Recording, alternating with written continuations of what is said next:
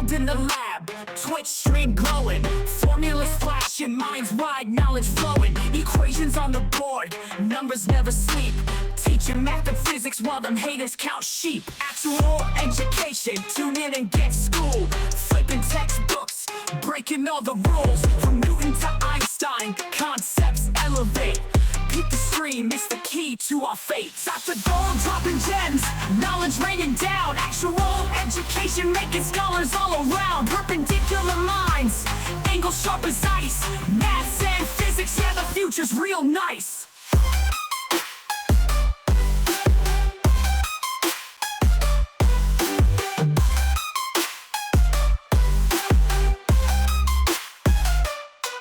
Got the Pythagorean triangles about to flex. Quantum theories on deck, breaking all the specs. Relativity theories, worlds getting small. Grasp the universal laws, standing tall. From the atom to the cosmos, we rolling deep. Grazing up the stars, no time to sleep. Black holes and supernovas, concepts we unfold.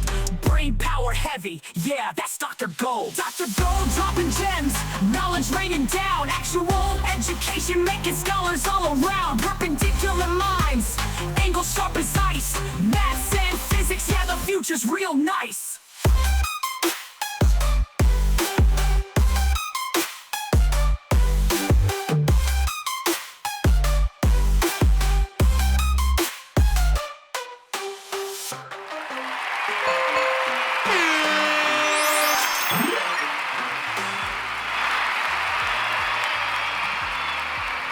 All right, what's up, everybody? That's dope. Ooh. Yeah. We're back. Ooh, I need to change this. This is... Well, whatever. Okay. I apologize. I was supposed to stream on Wednesday, and then literally I go to, like, boot my PC, and I just keep getting, like, black screens. Like, it would barely post to the motherboard. It's the one downside of doing things off of PCs. Rather than just making things easy with, like, a PS5 or something. Wouldn't that be nice? That'd be super easy. I'll probably get some photos, actually, I guess. Like, what the inside of a computer looks like. Maybe you know. But yeah, this was me digging down. You should see underneath here. It is a ungodly mess of like wires and other things. But turned out, and I spent like 3 hours debugging this. I was just tearing things apart, pulling RAM, like pulling whatever, like just trying to get it to work. Turns out just one of my SSDs is dead. So yeah, like I was getting this. I was just getting like Ring of Death. Like nothing was loading. And I was very upset. I did finally manage to get it to post into the BIOS, and I was like, okay, great, success. That's only after I pulled the drive. One of the drives. I have like 3 or 4 of them. But yeah, this is the culprit. Where's the I got a picture of the culprit. This is the culprit. This thing is what caused all my problems, and it was preventing Windows from booting. So, anyways, we got it fixed. So we're back. And I'm making it up, so doing a stream on Friday. Yeah, thanks, Drew. Yo, speaking of like some ground scores, by the way, I was going just to take my trash out, and someone just left this by the trash. Like, what? I'm pretty sure that's an Xbox, right? So yeah, lo and behold, I go, I pick it up. Dude, the bag even still had like the cables in it. Do you see this? They still had cables. I thought it was just gonna be like a broken Xbox or something, and like someone was just throwing it in the trash. But I plugged it in. The thing boots. So, it's like, what? Someone just laid a perfectly good Xbox One. Look, I even like I was messing around with like the clickies. I was like clicking, dude. Like the interface, it works and everything, dude. I was like, holy shit, dude. One man's trash is another man's treasure. Yeah, exactly. I'm just gonna take this shit to GameStop and get like $40 of credit for it or something. Maybe I'll pre-order Battlefield 6 or something. Battlefield 6 is sick, by the way. Free open beta this weekend. If you play video games and you want to check out Battlefield 6, it's available. There's an open beta going on. All right, let's see. Other news in the server. So yeah, if you're a part of summer camp, that's still going on.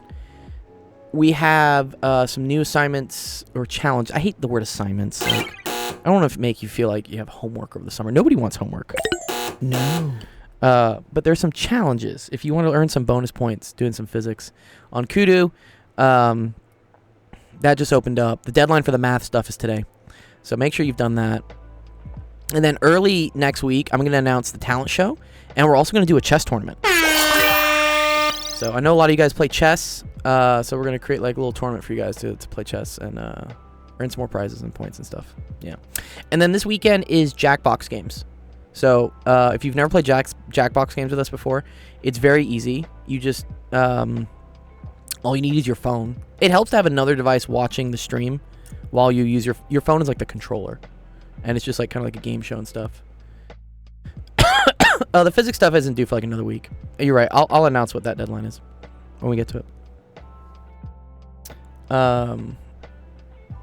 But yeah. Okay. Cool. All right. Let me start the YouTube and everything. Let me see. Where's my YouTube stream? Good to see you, Sid. Let me not my lecture stream. One sec. We're gonna try it. We're gonna try streaming to TikTok today. I'm gonna try. We'll see. Okay. Cool. With that being said, let's kick off the stream and let's go. Welcome to Actual Education. My name is Dr. Gold. Stream that helps you out with math homework, science homework, all sorts of fun stuff. Looks like we were doing some trig here earlier. Let me see if the YouTube stream's working. Always a struggle sometimes. Let's see, we got a stream up. We do. Nice. We have connection. Do I dare try to see if TikTok will load as well? Always a gamble. It's always a gamble. We're gonna try. I'm gonna try it. Go live. Okay. I think apparently we're live on TikTok as well. Okay.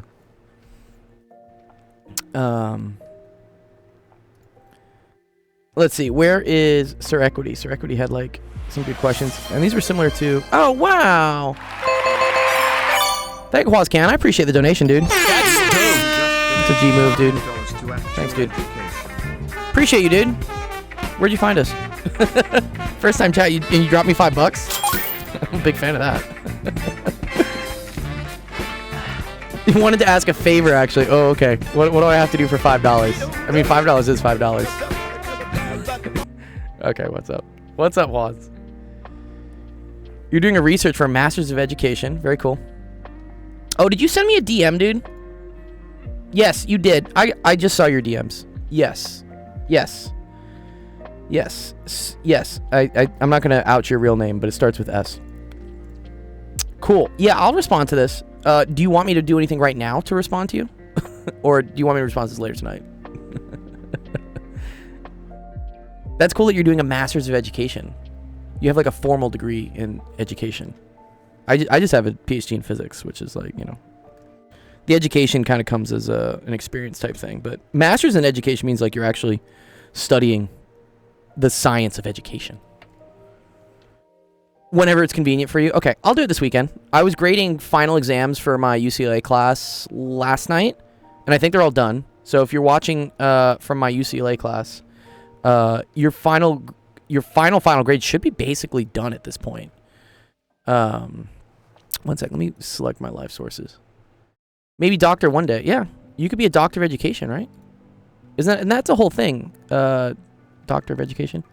Yeah, I see you got like a survey and stuff. That's cool. I really appreciate data, and I think you're talking exactly about what I'm talking, or what I'm literally doing here. I think you're, just from briefly going through your DM, it's something about like tutoring via Twitch. Yeah.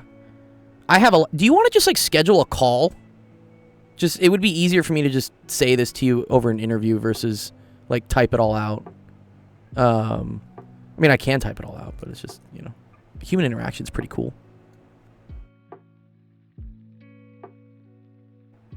Yeah, I mean, tutoring is amazing. I mean, there are lots of studies on like how crazy good tutoring is. Let me activate. Why is my stream not activating? Activate. No. Activate selected, please. Thank you. Yes, Sibley, you can. Yes, totally can.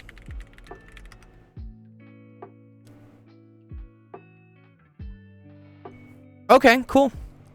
I mean, I'll tell you straight up. A lot of the students are here because they find me via different like tutorials and stuff that I do on Twitch and TikTok. Also, we give out like prizes and stuff for them watching and asking questions, so they're incentivized. Some people come here literally just because they need help with their homework, but I would say a good majority of our audience comes from like TikTok and YouTube and like running like contests and doing fun things that get students involved. But I'll fill out your survey, and then I'll see if the students want to fill it out. Yeah, sure. Is the survey for the viewers? Yeah, that's Drew. That's what Drew Taylor's asking. Huaz, if you can see it. It is the same link. It really is. Yeah, it's the same link. Huaz says yes. Okay, cool. I'll make an announcement in my Discord. Well, let me like read through the survey first, you know, just to see like what you're asking. And then yeah, I'll I can make an announcement in my I can also incentivize the students because like we have like a whole like in like currency within the Discord, and if I run like contests and things, students are more likely to fill things out. Let me activate this source. Let me see if this one works. Like what you're doing here. Appreciate it, dude. Nice. One sec. I gotta. What do I have to do? I have to like match the doggy up. Excuse me. There we go. Nice, Jeff. Jeff, you happy we're streaming again? Can you just quickly explain forces? What do you want me to explain about forces? My mind is broken. I also wonder why I'm here sometimes. That's too funny. Yeah.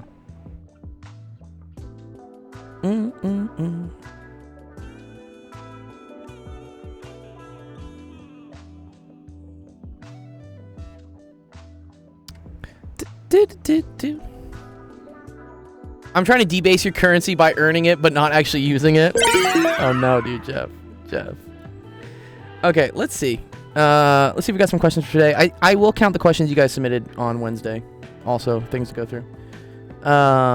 Where's Equity? Is Equity around? Equity's got to go. What's good? It's good to see you, 1K, dude. Where's Equity? Nice. And then Taylor, you got a good question as well. With it looks like something here. Taylor, I don't think I've ever answered a question for you, so I'll do yours first. Also, because I know Shantrixes scare me. I will do your Shantrix soon, but whenever I see probability and Venn diagrams, I get a little like scared. Okay. So this question is: a student conducts an experiment to determine the density of a known material. Use the data collection from both trials to calculate the percent difference. Yeah, so you don't divide them necessarily. What's up, mates? So if you want to ever do like percent change, percent difference, they're all the same thing. So percent difference, which can also think of as like percent change, because you're going from like, let's say like one trial to another trial, like a different point in time. Yeah, no, I'll figure it out for you. It's okay. It's okay, Drew. So what you always do is you do like final minus initial, and then you divide this by initial. And then you multiply it by 100. Yeah, and if you do those things times by 100, you'll get the percent difference is what it is. In this case, you know, trial one, I think we kind of assume is the initial. And we assume this is like the final. In this case, though, it's higher over lower. Is it? Jeff, you might know that better than I do. Is it always higher over lower?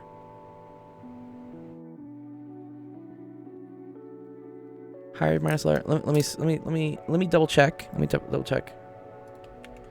Well, it does for like what you divide it by, though, right? Because if I do higher minus lower over lower, that's different than lower minus higher over higher. Let's see. You know, they really also... I don't know if I like the new ChatGPT differences. I'm not... I don't like what they did here. They took away all the models. There's literally just like GPT-5 and like GPT-5 with thinking. Like, what happened to research? What happened to 4.5? There were so many cool models that I liked using.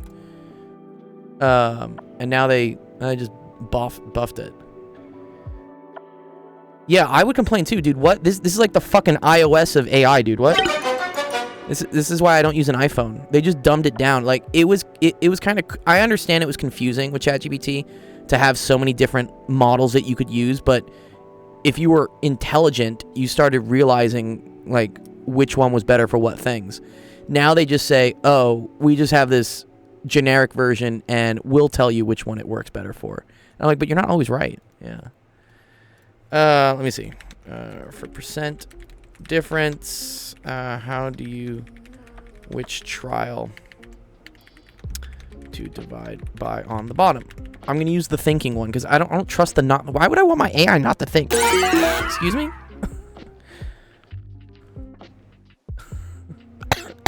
I'm just mad they got rid of deep research, really. Deep research was really cool. I was using it, starting to use it a lot. Oh, you divide by the average of the two, Jeff. That's actually pretty cool.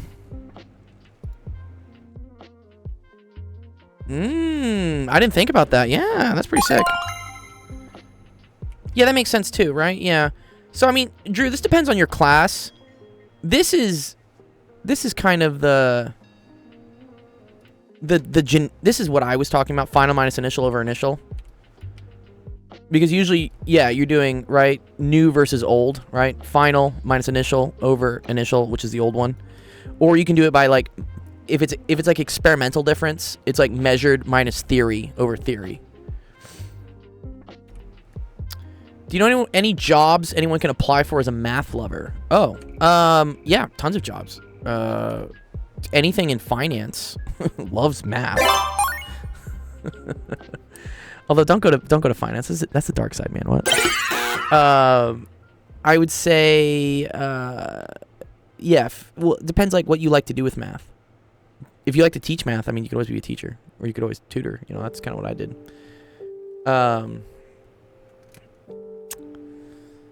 But they always need math people.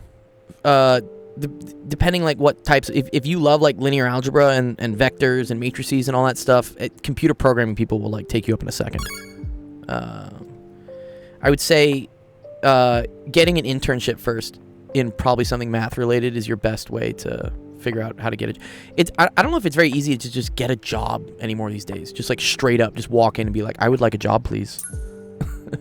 You really have to know someone or have some sort of experience first. And the only way to get experience is, you know, it's like a chicken or the egg thing, is sometimes to like work for very free or very cheap, yeah, for not a lot of money. Yeah, it's hard. Trust me, like, I'm about to be unemployed. I already am unemployed technically right now. And then UCLA just got hit with a $1 billion lawsuit by the Trump administration. Like, excuse me? Is this man okay? I don't know. The world's crazy, dude. Okay, so, but Drew, you said you can't ask your teacher. I'm just really winging everything, so I don't know what would be preferred. I mean, I think this is a cool way to do it.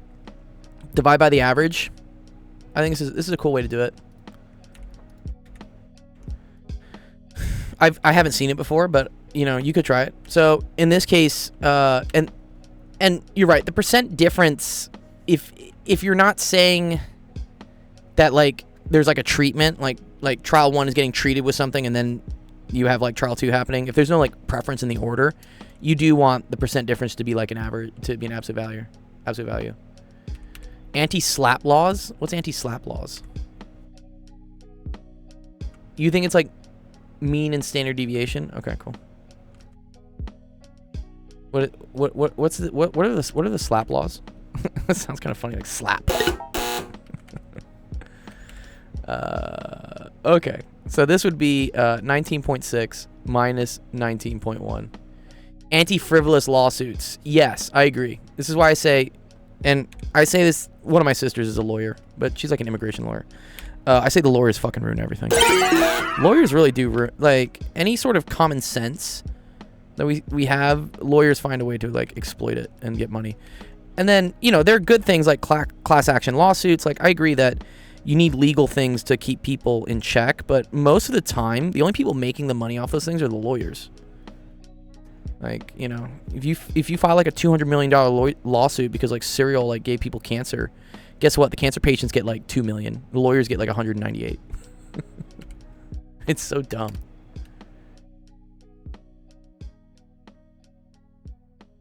Ooh, I like that. Oh, that's cool. Yeah, Jeff's got a little definition there for the slap lawsuit. Yeah, no, in this case, like, UCLA has the money, but it's bonkers, dude. Dude, what university is gonna pay $1 billion due to some like bullshit anti-Semitic whatever claim? That's absolute trash. I hope they don't settle at all. Like, just wait for the dude to leave. Or wait for the midterms to like put a muzzle on him, man. Dude, like, what?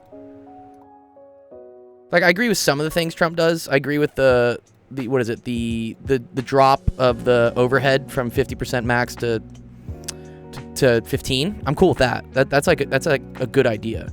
But just slapping a university with $1 billion as a fine just because you just don't like them, I mean, that's just that's psychotic. What's up, Decimal? Good to see you. Nice. Okay, so this ends up being that 0.0258.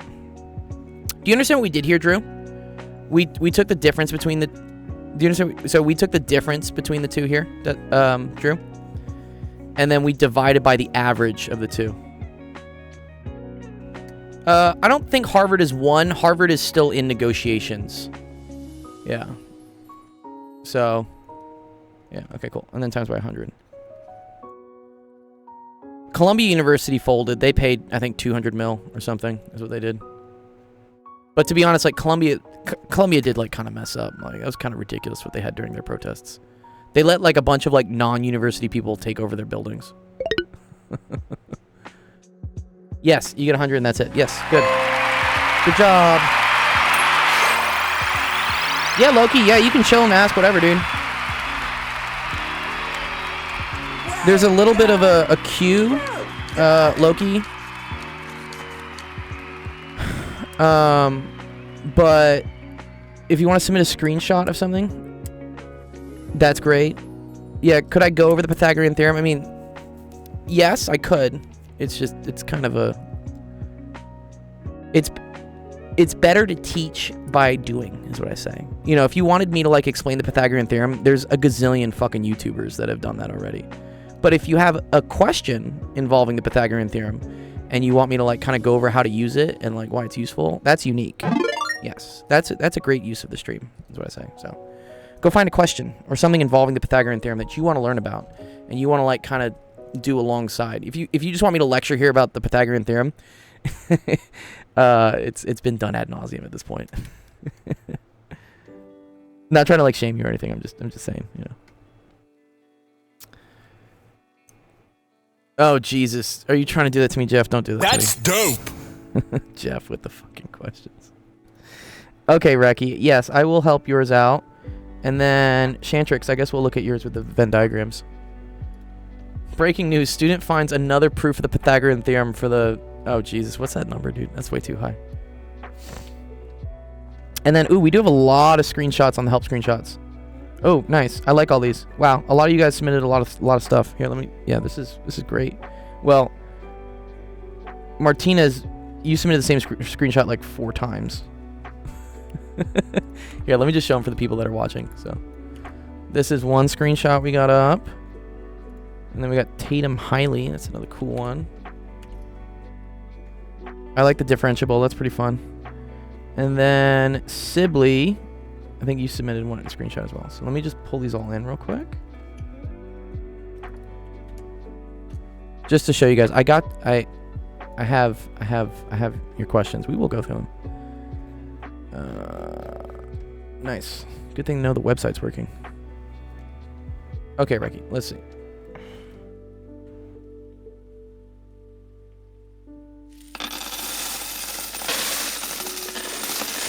You kind of forgot existed? No, YouTube, yeah, YouTube's great. Yeah, I mean, that's where we're streaming, low-key, by the way. But yeah, go watch a video about it, and then go find a question about it that you don't know how to do, and then I'm more than happy to help you with it. So that, you know, it can make sense to you.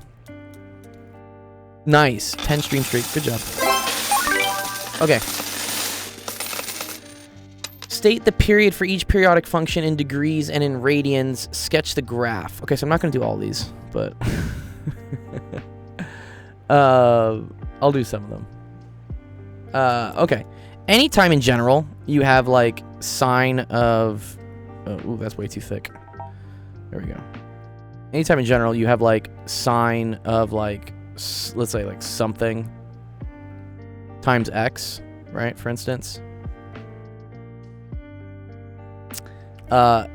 This part, the number in front, and again, this could be x, or it could be, like, theta, like, whatever. It could be theta if you want as well. Theta, doesn't matter, or I don't know, like, sometimes k. No, not k. Or t. T is one that comes up as well, a lot of times. This part right here, it's omega, which is, is that 2 pi over the period? I think this part right here is going to be 2 pi divided by the period. Let me think about that. The way I know it is I know it's omega x, and then omega is equal to 2 pi 2 pi f, and then f is 1 over period. Okay, yeah, it is. Okay. Yeah. So whatever number is in front of here, that's equal to 2 pi over the period. So here, for instance, if you have sine of 4 theta, right, that means that 4 is equal to 2 pi over the period. This is for like question A. So, period is equal to pi over 2. Just, you know, flips, you know, change the... You guys call it the butterfly method? I think you guys call it the butterfly method. Yeah.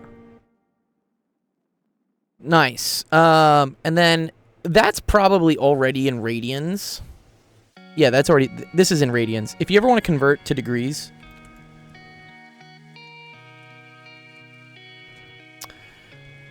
You just take whatever you have in radians and you multiply it by 180 over pi. Okay. And that'll get you your answer in, like, degrees. Cool. So if you wanted to do this, well, I already know pi over 2 is 90 degrees, but if you want to show, like, why it is, so for instance, for example, if you had pi over 2 times 180 over pi, these cancel, and you just get 90. Yes, 90 degrees. We like pi. Yeah, pi is 180. 180 degrees. Yeah, I should put the degrees thing. Okay. Cool. Yeah, so just take all these things. I mean, if you really want to do it, let me think how you would do this. You would do 2 pi over the argument. Yeah. So, in this case, period. And period is like how often it takes for it to do a complete cycle. Is equal to 2 pi over whatever the green thing is. Whatever's in front of your variable. Whatever is in front of your independent variable.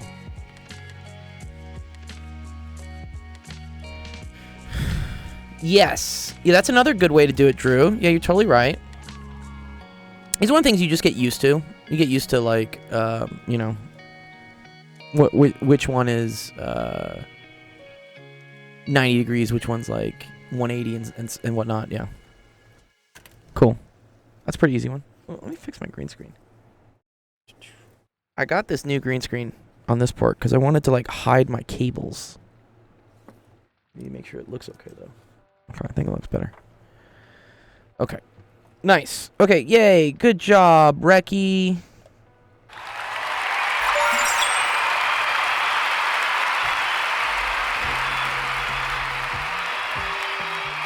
Well done! Well done! Let me see we got a lot of web screenshots coming in. Mohammed has a good one. Ooh, this is Euler's Totient. Okay, I see. Some of y'all are, like, asking some really, really difficult things. This is what I get sometimes when I start streaming to to TikTok. I get some absolute math whizzes that want me to solve things like this. Like, first of all, I have absolutely no clue what like Euler's totient function is. Does anyone in my chat know what Euler's totient function is? I'm curious. Bum. Let me see. Let me do some of the web submissions. So Sibley, is this number theory? Zumpal, is that what it is? Sum of factors. Okay. Let me try to do this one. I have a problem with this equation. 2x squared plus x equals 20. Ooh, that's a great one. See, Bestow, that's an excellent question. That's an excellent question. Yeah. Let me just do that one real quick, just 'cause it'll make me feel happy. And then Sibley, stay tuned. I'm gonna do yours, but just because this one's easy. Oh wait, 2 to the x plus x equals 20. Oh wait, no, never mind. Uh oh. No, I can't do that one easily. I thought you had x squared plus 2x. X squared plus x was equal to 20. All right, let me see this. What class is this for, Sib? By the way, what is this? This looks like vector calc, maybe. Euler's totient function, known as 32b. Is that vector calc, Sib? Is that multivariable calculus? Are you taking this over the summer as well, or are you just prepping? You were supposed to take it before my class. Well, thank God we didn't actually do any of this in my class. This is like path integrals and shit. Prepping for the fall, great. That is very smart. Sib's being a very smart person. They're prepping for the fall. Okay, let me see if I can do this like without looking at the answers.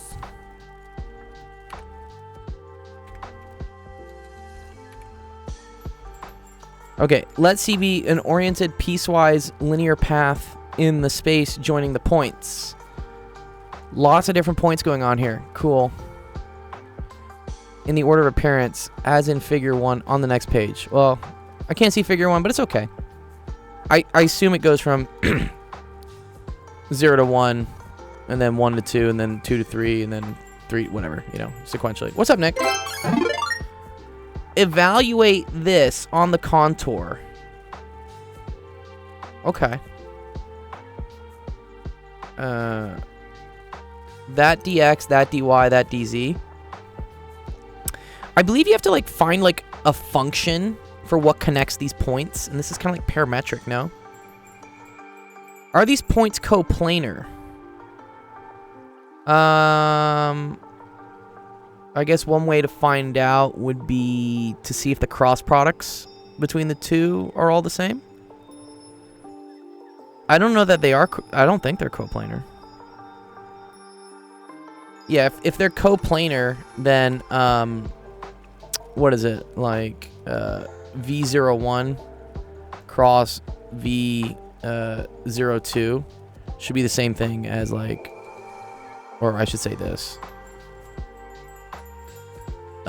Should be the same thing. Well, the magnitudes would be the same as like V01 cross with V03, right? What does coplanar mean? Good question. So coplanar means that the points could be described as in a and I hate using the word. You can describe the points in a plane. So an example of that, here we go. Let's say like coplanar points. Isn't this similar? Brother, you forgot to add the constant again? Uh-oh. Yeah, this is an example of like coplanar points. There we go. I like this. Is a great example of coplanar points.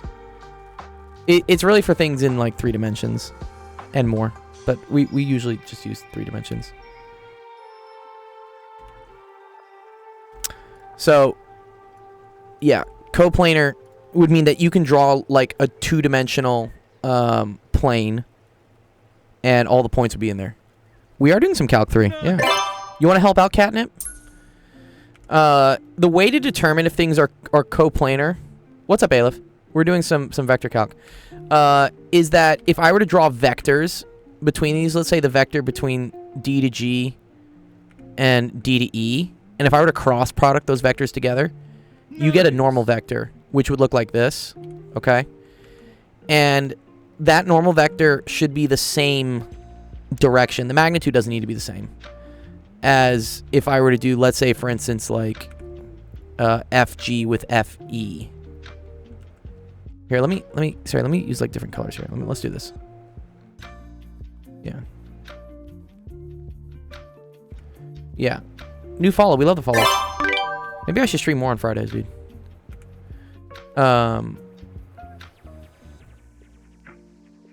But yeah, so this is a unique product, a unique property of cross products. Is that the cross product between two vectors gets you the vector like normal to those two vectors, which is in a plane.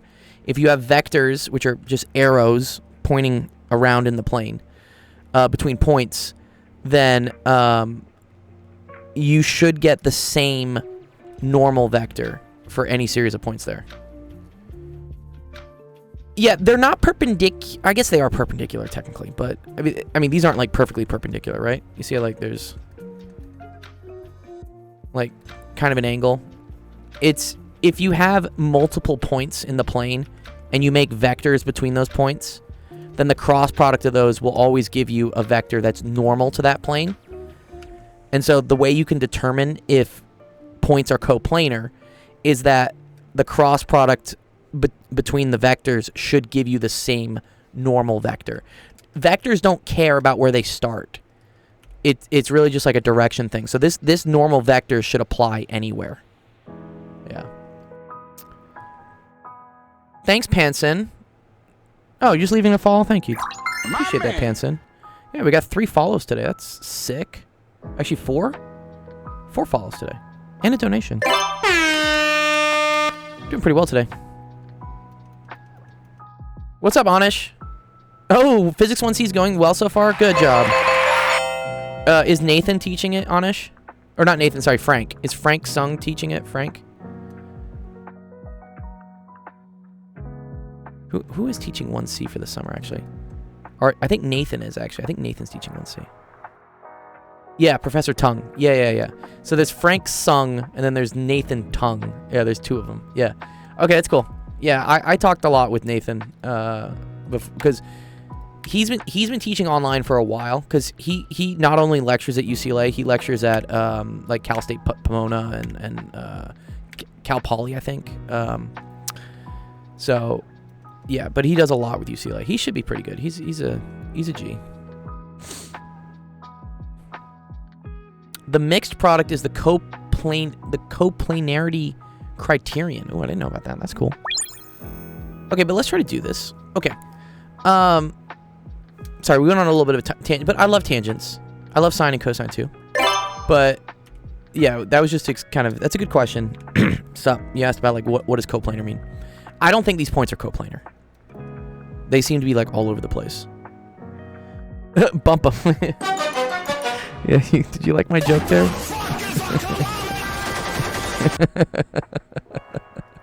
Okay. Let's see. So we need to do a contour integral. Wait, C is the path, or is this a path integral? Well, here, I can actually check the solutions. Okay. They are just giving you a bunch of points. Correct. Okay. Write F is equal to F1, F2, F3 for the vector field to be integrated. Oh. Then F satisfies the cross partial condition. Yo, where the hell did this come from, dude? What? Excuse me? This is a pretty trash solution, dude. What? This is like someone asking, how do I drive? And then the person says, okay, so you want to like take a chicane at like 45 miles an hour with a, what? Teach someone how to like first put their blinkers on, man. What the hell is this all of a sudden?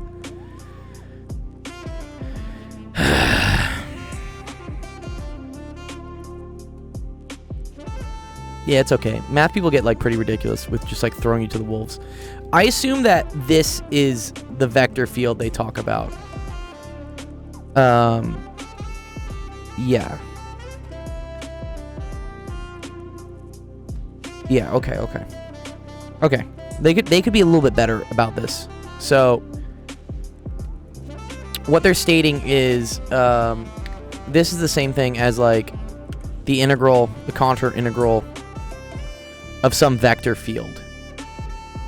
And I want to say maybe this is like dr. Is it vector field dr? I think this is kind of how this works, because in this case we're saying that f, which is a vector, is equal to 2x z cubed comma z cubed comma, and then this 3z squared x squared plus y minus e to the minus z, like this. What do channel points do? You can like do stuff on the stream. You can like trigger Master Chief to come up if you want or something. Where's Master Chief? Here you go. No, you're okay, Ethan. Good to see you.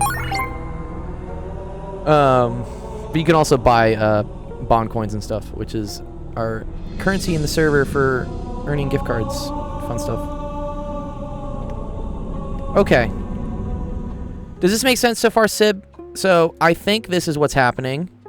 And if you were to do f.dr and then dr here.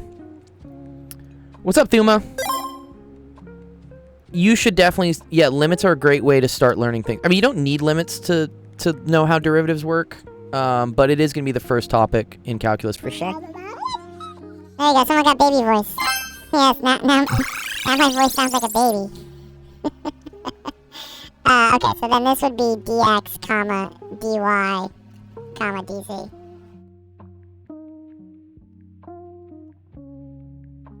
Isn't that work done from IB? Yeah. Yeah.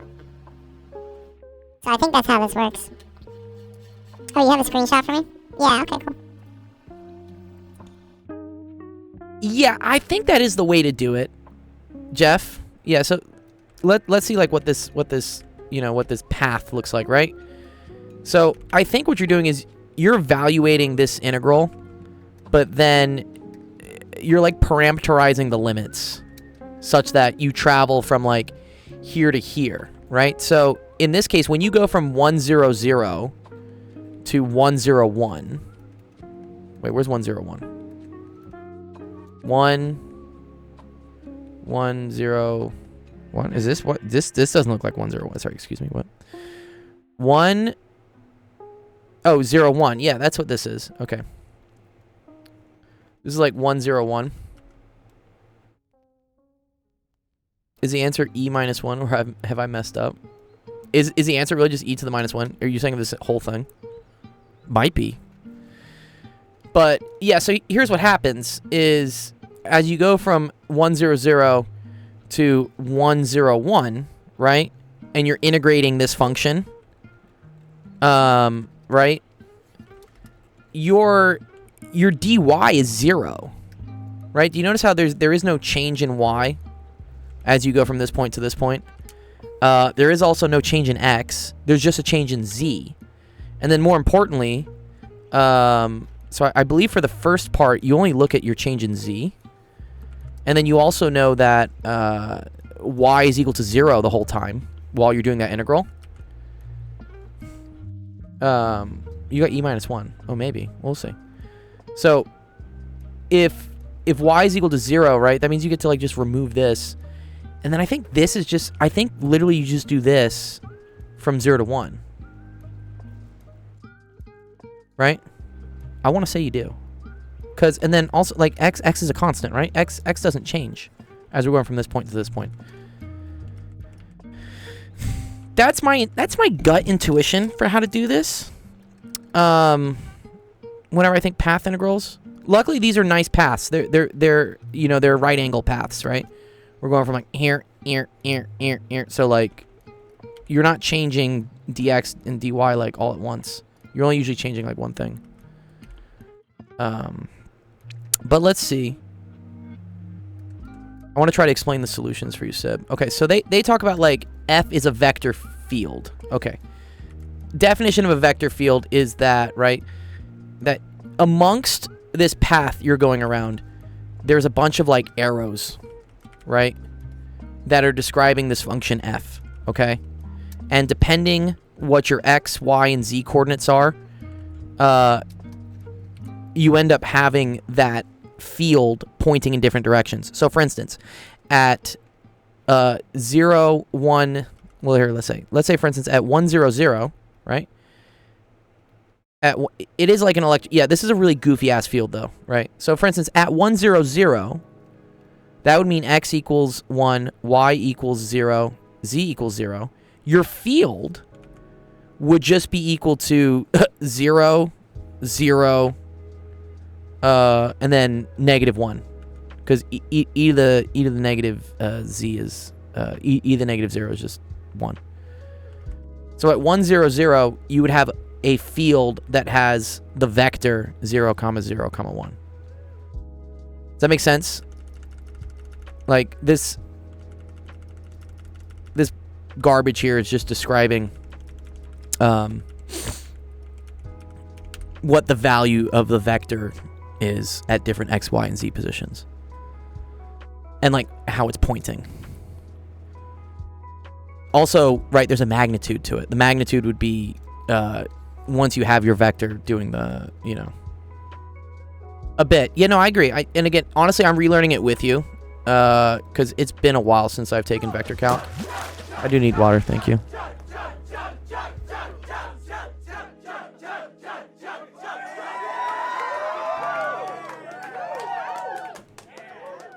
Good to see you, Sam. Oh, it's dripping everywhere. It makes you feel better? Yeah. Honestly, I think people teach shit better if you learn alongside them. If you were to give this to like a math person and they were like, "Hey, explain this," they would just be like, "Oh, well, it's fairly obvious. It's just blank, blank, blank, blank, blank." But, which is kind of how these solutions are working. Like, honestly, right? These solutions off the bat, when they just start saying like, write f as this for a vector field to be integrated. First of all, dog, you never said this was the vector field. You just dump this shit on me. Like, what? So we're explaining that. Okay, cool. So what they're showing is, okay, cross partial condition. They're showing that it's a conservative force. Oh, man. Oh, I think I see what's happening here.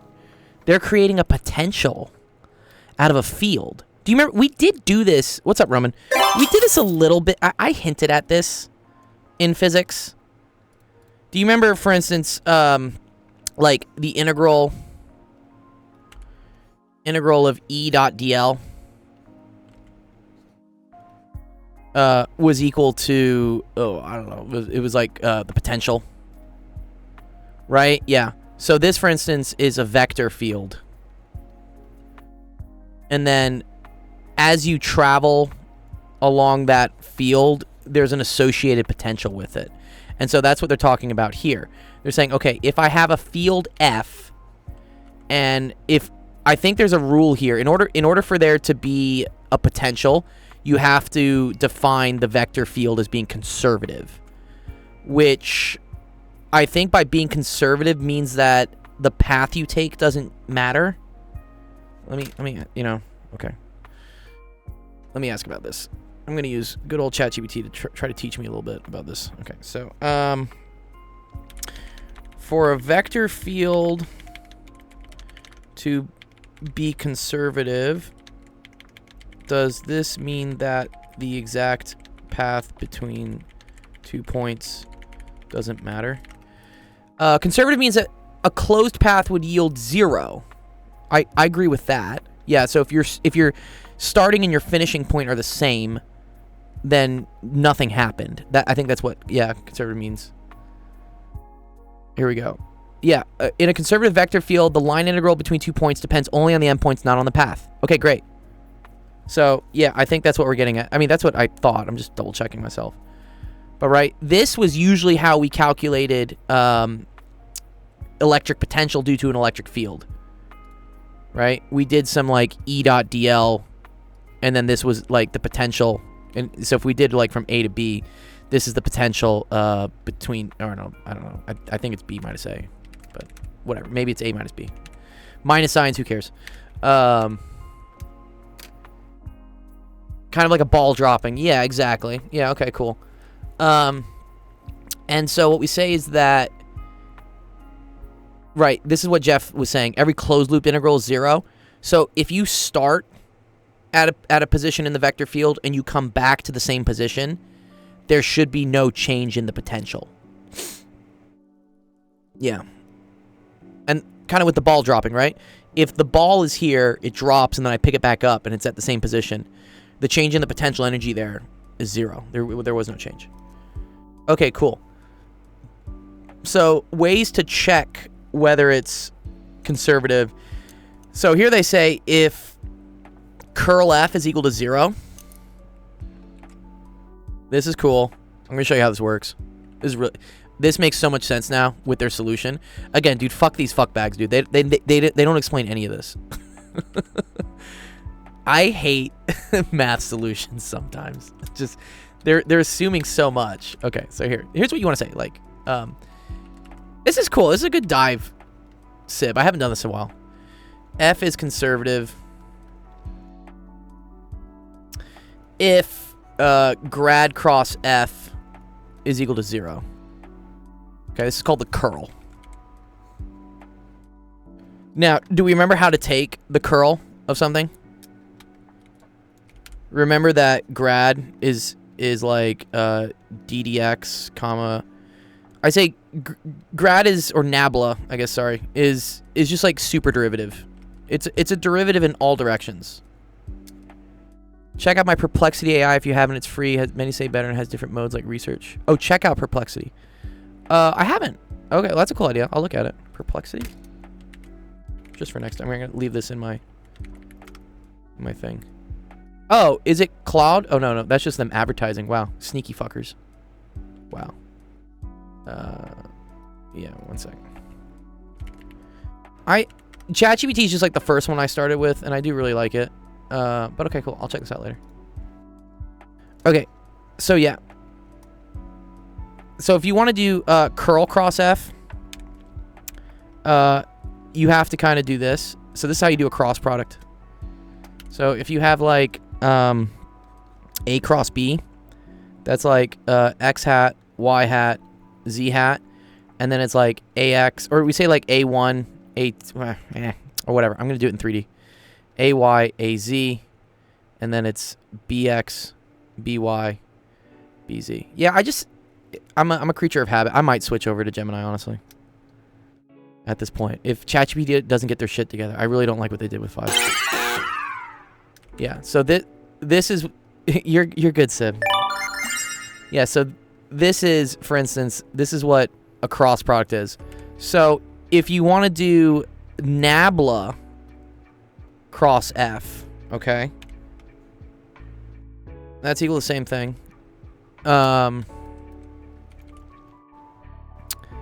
So this is going to be X hat, Y hat, Z hat, and now this thing are all the derivatives.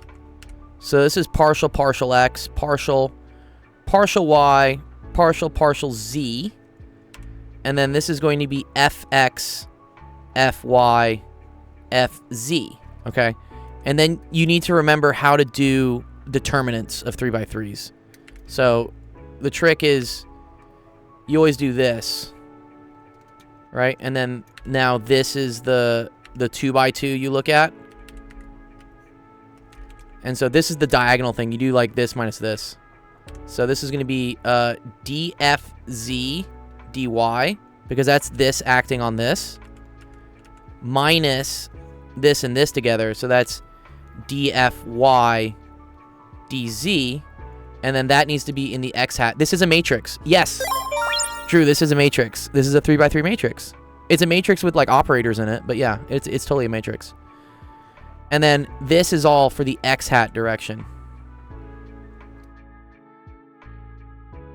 Oh, Perplexity is great for computer science. Nice. And then what happens is you take this and you move it over to the right.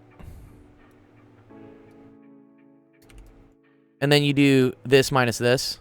So, and then technically there's another minus here. These are just like rules you have to know. So then this becomes dfz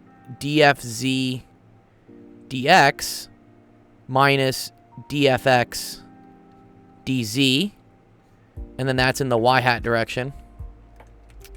Yes. I don't know if we did... I don't know if I did 3x3 determinants, but they're related. Now talk about 5-dimensional tensors. No, I don't want You to. gotta get in the hospital now. I'm not going to the hospital, dude. And I just said, just shut up and let me enjoy this pain. Yeah, don't worry, Drew, about what the symbols are now. You will eventually learn what they mean, but the process is the same. Okay, so then I have dfy dx minus dfx dy, and that's going to be in the z hat direction. And then here's the cool thing, okay?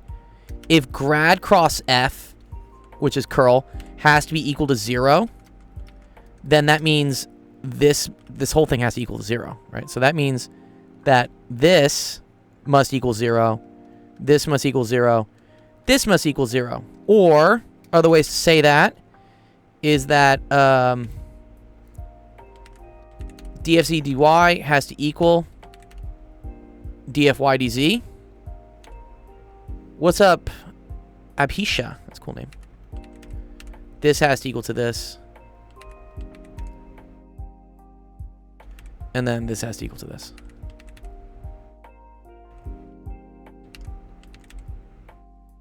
Okay. That's how you prove something is conservative. You show dfy, so you show the derivative of the z component of f with respect to y is equal to the derivative of the y component of f with respect to z. It all comes from this. And that's exactly what they're saying here. So here they're saying df1 dy. This is the same thing as saying dfx, really. Like 1, 2, 3 are just different indices we use sometimes to describe the different dimensions. Yeah. So dfx dy equals dfy dx. That's what we have right here, right? It's the same thing. So, okay. So they go ahead and just show that they all equal each other, right? Okay, so for instance, dfx dy is saying, look at the x component of my vector field, which is this. Take the derivative with respect to y. This doesn't have any y's in it. So the derivative of this was 0 with respect to y. And then the derivative of the y component of your vector field with respect to x, again, there's no x's in there, also 0. So you get that they equal each other. They both equal 0. So, yeah. That's where it comes from. Okay. Scammed. What'd you get scammed at, Atari? Cool. Okay. So, if you assume it's conservative, and then you can prove it by performing all these things, which is what they do right here. Dude, what is this track? This track sucks, dude. Shout out whatever, dude. Chill. Then we know F is conservative. This is so cool. This is, again, more physics coming up. It's really math, but I'm going to show you where this comes from. So, do we remember as well that if this is the definition, right, for electric field and potential, that the gradient of potential is equal to the vector field? In simple words, we did this as like the change in potential over the distance was equal to the electric field. Yeah. So this is like the big boy like calculus, vector calculus version of this. Because this is only in one dimension. But yeah, so electric field is the what's that called? Is that called? It's the gradient. It's the gradient of potential. Okay. So a match channel or a math channel, yeah. So this tells me, because again, remember gradient is all three of the derivatives together, all three dimensions, right? Where's gradient? Here's gradient, right? Okay, so gradient F is equal to, gradient, they're saying little f is equal to big F, where this is the potential. Okay, so that means df dx is equal to fx, df dy is equal to fy, and then d little f dz is equal to fz. Because this ends up having like 3 different components. And I know that fx, yeah, electric potential, correct. Yeah, not electrical potential energy, electric potential. We're now doing things in math land where nothing is technically electric. It's just potential. They're calling it like, it's just fields and potentials. In reality, the reason we do this is because if you understand the framework of how this works in math, you can apply this to any sort of field or potential in different parts of physics, like gravity fields and, I don't know, like nuclear fields or whatever. Magnetic fields. Yeah. Like there is a magnetic potential as well, which you'll learn maybe in 1C. Math transcends reality. It does. Okay. So if this is true, right, that means df dx is equal to that. So I can move this over to this side. So then I say that partial little f is equal to fx dx. And I think I can just integrate. I think I can. Well, I think there's going to be a constant. So this tells me that the x component of my potential, I think, is equal to the x component of my field integrated with respect to dx. So that's 2x z cubed dx. And if you integrate that, that gets you fx is equal to x squared z cubed. And then I think it's plus c. Maybe the plus c goes away. Let's see. So, yeah. Oh, I see. Yeah, okay, never mind. The plus c is that there's another part of the function that doesn't depend on x and only depends on y and z. Okay, so yeah. So they took this, we integrated both sides, we get this, or actually, sorry, no, this is what we did. So this is dfx, and then we integrated both sides, and then you get this, but this c is just something, we say it's a function g that depends on y and z. What's up, Lucky Strikers? That's a cool one. Sin x over x? Yeah, okay. Yeah. So, cool.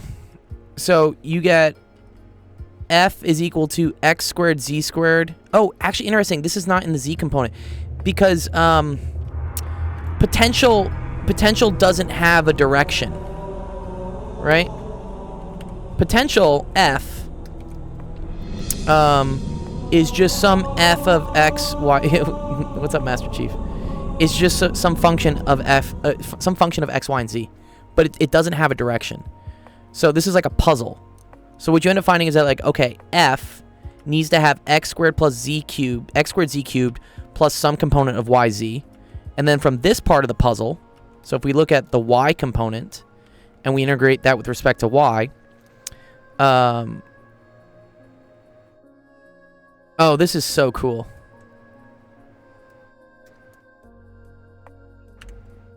So this is like the first step of the puzzle. So like first, this is kind of like playing, like you're like eliminating things as you go down. So you know that the function is x squared z cubed plus some function of y or z, and then you know the derivative of f with respect to y is equal to z cubed. Beginner to start studying cryptography. There's probably some cool YouTube videos you can watch on it.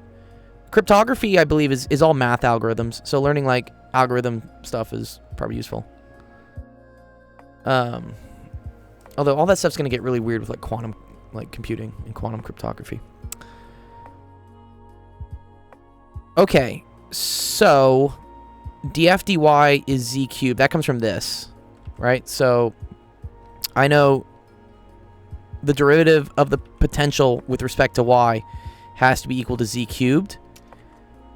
And now, if I look here, right, the only thing that depends on y is this last part, g, y, z, g of y and z. This doesn't depend on y, right? So that tells me that dg dy must be equal to z cubed. Okay?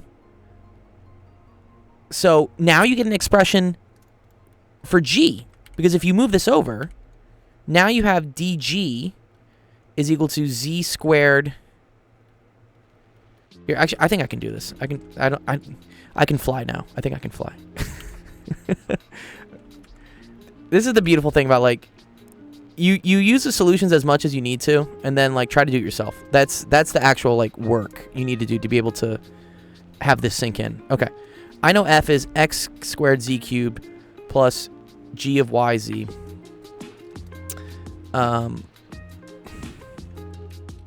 But okay. By this,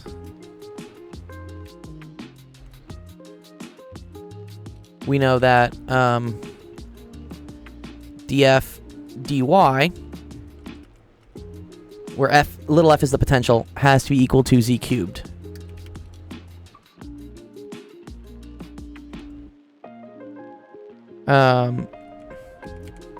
So dg dy is equal to z cubed, because this does not depend on y. There's no y's in it. So I know this part. This is the only part that can, like, spit out something with y's that, like, get me a non-zero thing for the derivative. That tells me that g is going to be equal to y. So here, you can integrate both sides. So you get dg is equal to z cubed dy. Integrate, and you get that g is equal to z cubed y plus h of z. Because that's the missing thing. We haven't taken something with we haven't taken derivatives with respect to z yet. And then for my final trick, which is this is where things are going to get really ugly.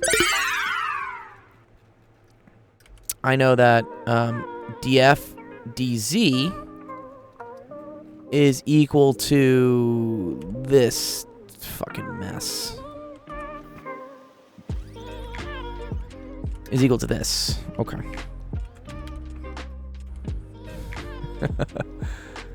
Do I want to integrate this with respect to z? I guess I have to. It's not the worst, actually. Yeah, okay, because he's just here. Okay. So that means, so df is equal to this dz. And if I integrate that, I think I get, so that's z cubed over 3. So that's just z cubed x squared plus y. Integral of e to the negative z is negative e to the negative z, so that's plus e to the negative z. Okay, cool. But wait. But now I have things with x and y in it. Uh-oh.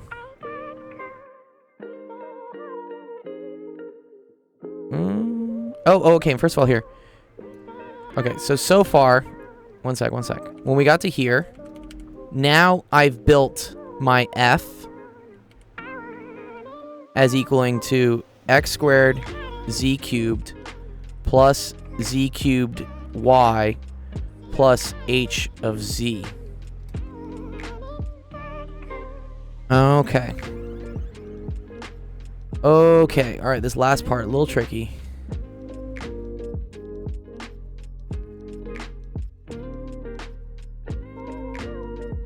I think I literally just say this.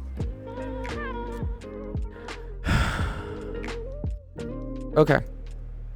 Okay, is f equal to x squared z cubed plus z cubed y plus z cubed x squared plus y plus... Oh! Ooh! You want to know what's really cool here, Sib? Watch this, watch this. Look at this. Z cubed x squared z cubed y. It's already there. Oh, this is beautiful. This is really cool. So look. Okay. So that tells me f is equal to this, right? But this is already here, right? You see how this is z cubed x squared plus z cubed y? Oh, one second. I gotta validate my TikTok. They get mad at me if we stream for too long. Z cubed y plus e to the negative z.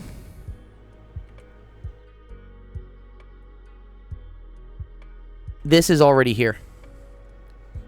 So that tells me that h of z is just equal to e to the negative z. Oh, this is wicked, dude. This is so wicked. Okay, so f equals z cubed x squared plus z cubed y plus e to the negative z. And that's our potential. Yeah, isn't it cool? I don't know. I guarantee I learned this probably like 15 years ago when I took vector calc, but it's like coming back to me. So that's why it's like rad for me. I think it's cool. It's cool when math like just works out. Yeah. Yeah. Cool. H of So wait. Someone in my chat earlier just said the answer was e minus 1. And the answer is e minus 1. Wow. Yeah, x squared plus y z cubed plus e to the minus c. Okay, there's plus c. And then here we go for conservative vector fields. This is the fucking coolest part of this whole thing, Sib. Is that you don't have to do the integral from 0 to 1, 1 to 2, 2 to 3, 3 to 4, 4 to 5, 5 to 6. You were so right, Joe. You just have to do from here to here. Because you don't care about the path in between. Right? Yes. Oh, man, this is so cool. So, yeah. So, the integral of your field dot dr from... It is a very cool problem, Joe. Yeah, isn't it fucking cool, man? Sib, where'd you get this question from? I know this is like a basic, probably like vector calculus question, but I think it's really fun. So 1, 0, 0 to 0, 0 minus 1.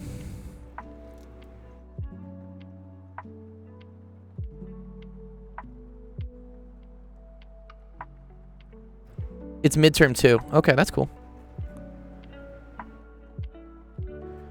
1, 0, 0 to 0, 0 minus 1. Okay. That's just going to be f at P6 minus f at P0. So at P6, and also this is plus C, right? But the plus C will go away when I subtract the 2 points. So really, I don't really care about this. Someone's going to get mad at me for forgetting that. Okay. So at 0, 0 minus 1, this is 0. This is 0. So you just get e to the 1. Minus 1, 0, 0. So again, 0, 0, minus 1. So that was e to the minus 1. E to the 1. E to the 1. E, so it's just, yeah, it's e minus 1. Wow. Super cool. That was sick.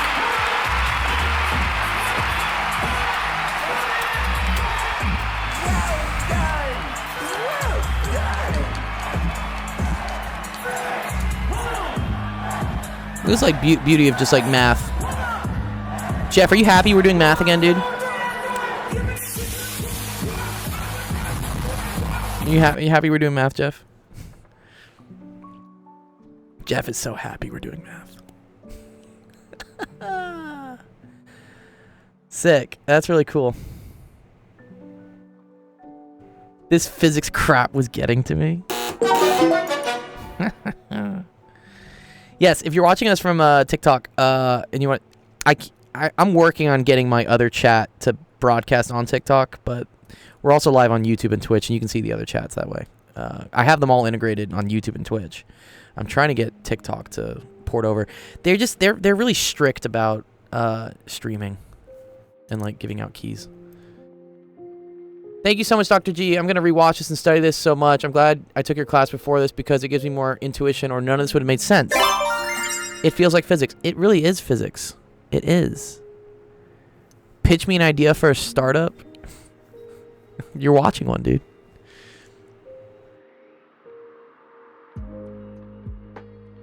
Yes, you're right, Drew. The plus C is a constant. It's a constant of integration. Because what it says is if you integrate like a curve, it's equal to like the derivative of the end minus the derivative at the beginning, but then there can be like an offset. There can be a vertical offset. Yeah. Let me like just show it real quick. It's probably in like visual. Yeah. Yeah. It has to do with how integrals work. I wish there was someone should make a nice graphic for this. Yeah, Shantrix, I'll do yours next. Here, I guess this is kind of like a good example of it.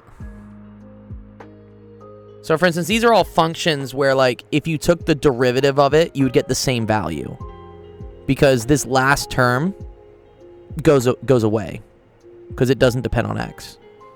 So, all of these functions are technically the antiderivative of, what is that going to be? X squared plus x. Yeah, these are all the antiderivatives of x squared plus x. But it's x squared plus x plus c, because you could have the function be like vertically offset up or down. I'll explain this in more in depth at another point. It is cool. Let me do, yeah, Shantrix, you've been waiting a while. Let me do Shantrix's. And then we'll get to the other queue of ones we got.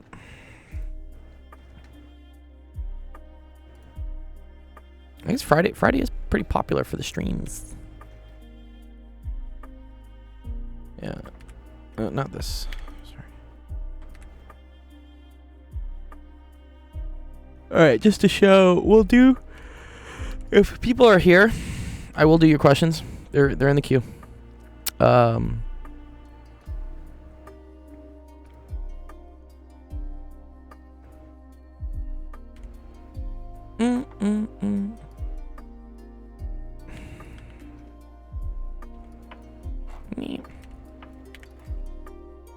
Can I please copy this?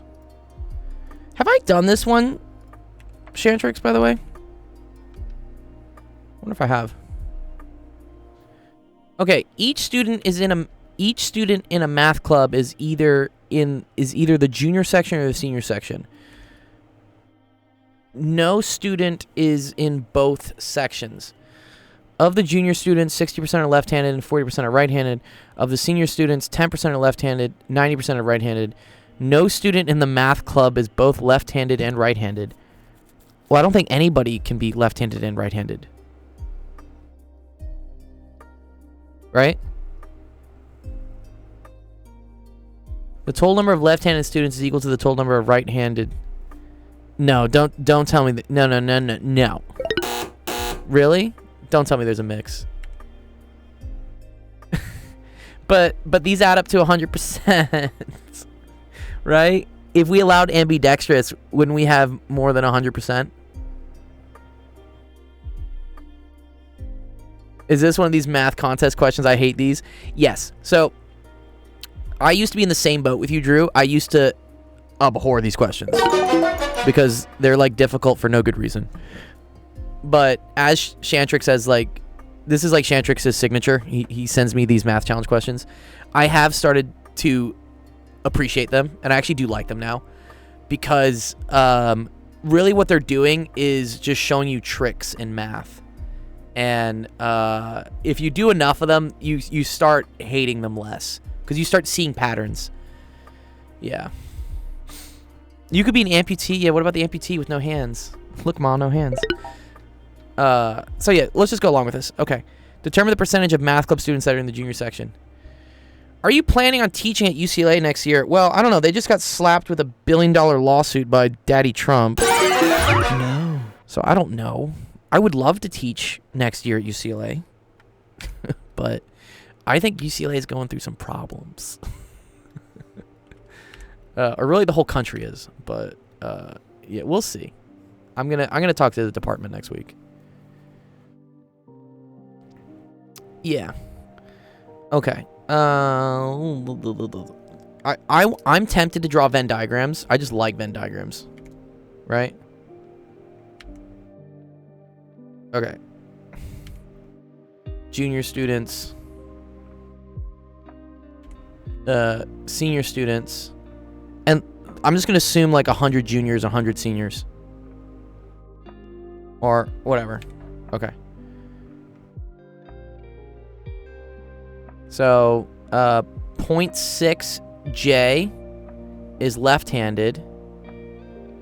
0.4J is right. Yeah, you're right. I'm not going to, Jeff. Yeah. You right, Jeff. Okay. The seniors, dude. What happened to all the? Did they just like get rid of all the seniors with that were left-handed, dude? Dude, what? 0.1 of the seniors. I don't think any amputees or ambidextrous people are counted. Yeah. They're still people, but not in this question. Okay, these are right-handed. Okay, cool. No student in the math club is both left-handed and right-handed. I don't think any student can be left-handed or right-handed. I'm confused at why they gave us this statement. Right? It seems like what do you call it? Extra information or whatnot. Okay. The total number of left-handed students is equal to the total number of right-handed students. Oh, sorry. All these people are in the math club. Okay, now I see it. Okay. So, the total number of left-handed students. So, that's 0.6J plus 0.1S is equal to the total number of right-handed students. Oh, okay. So, that's equal to 0.4J plus 0.9S. The total number... Oh, okay.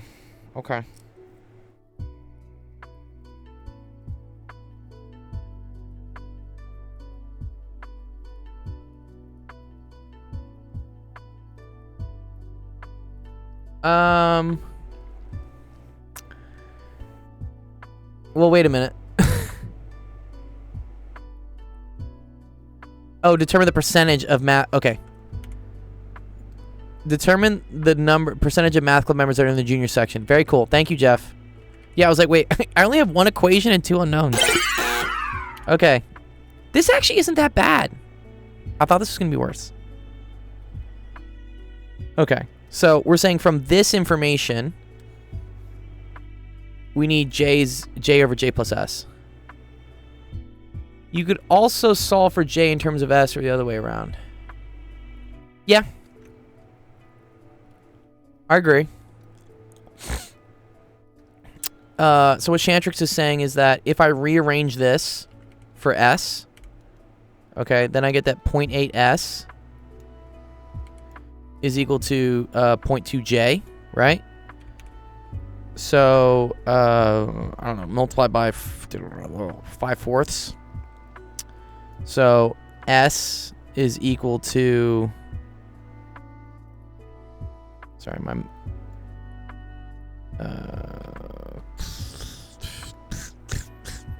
yeah, okay. So, 0.25.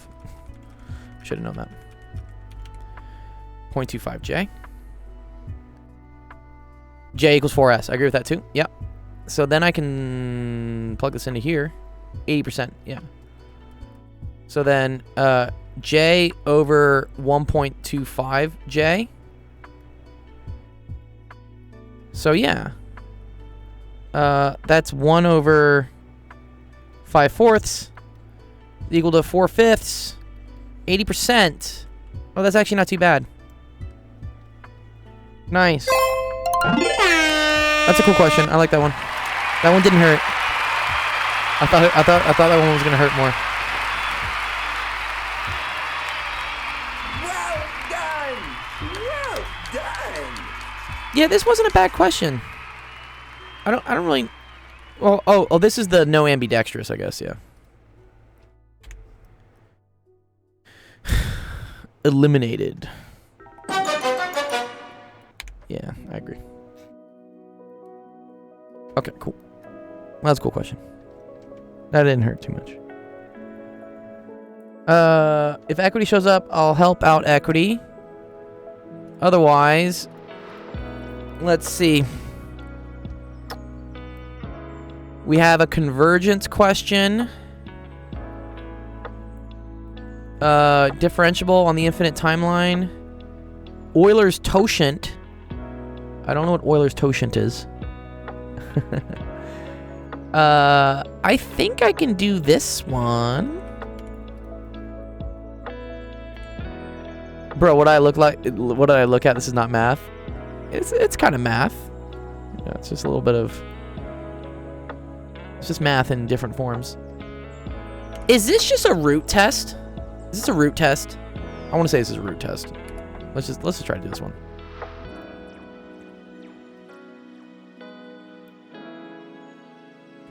That is ugly. I think it diverges. Okay.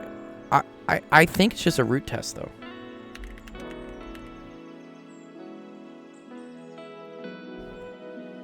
Isn't it? Isn't it just a root test?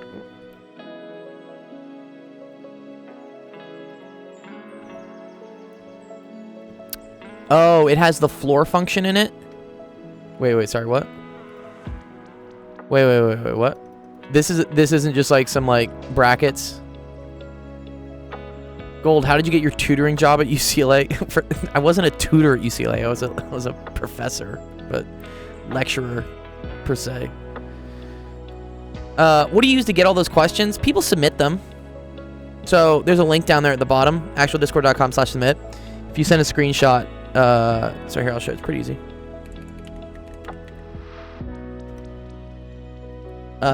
You can put your name, you can upload a screenshot, and then we'll get it here on the stream. We'll go through it. But yeah, to answer your question, Taco, how did I get the job? There was an opening, and they sent an email out asking for people, and I applied, and I got it. So that's what happens. Was I at UCLA for just a year? Yeah. Well, 2 quarters actually. We'll see. I might be there later. It's just there's a lot of weird stuff going on right now.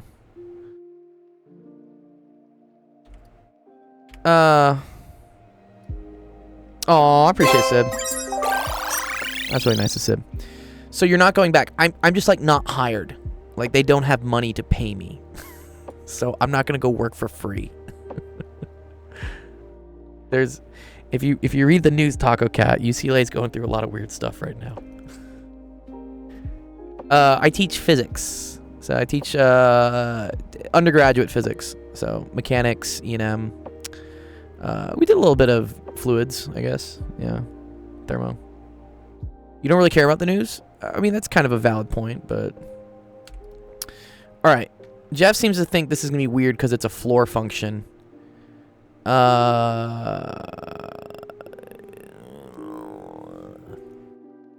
Wait a minute. Isn't this thing here just gonna oscillate? Can I just say by alternating series test that this is yeah. Wait. Can I just say alternating series test?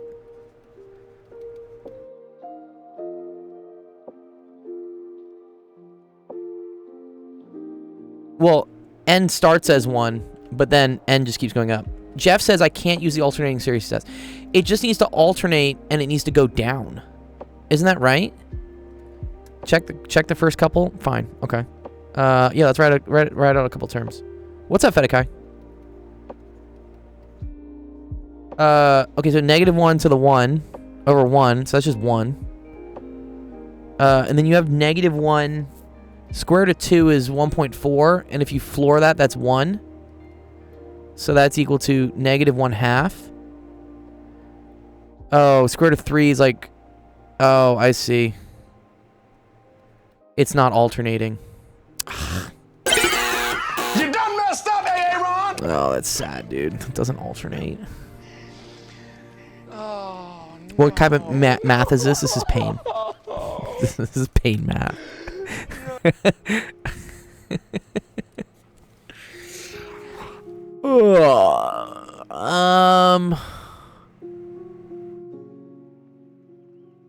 I don't know. Wait, well.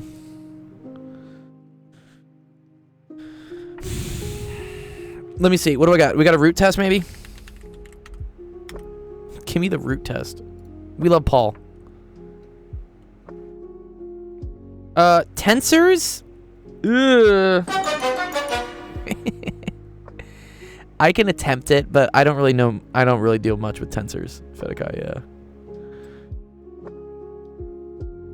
yeah. Okay. It's okay, Taco, if you don't understand what's going on. This is kind of advanced calculus. Okay. The nth root of a to the n, if L is less than 1, it's absolutely convergent. If L is greater than 1, it's divergent.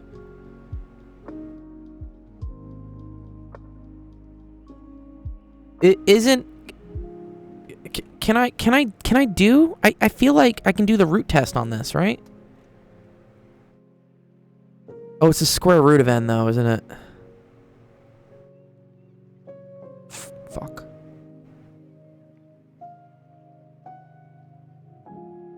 What does this solve in the real world? Not much.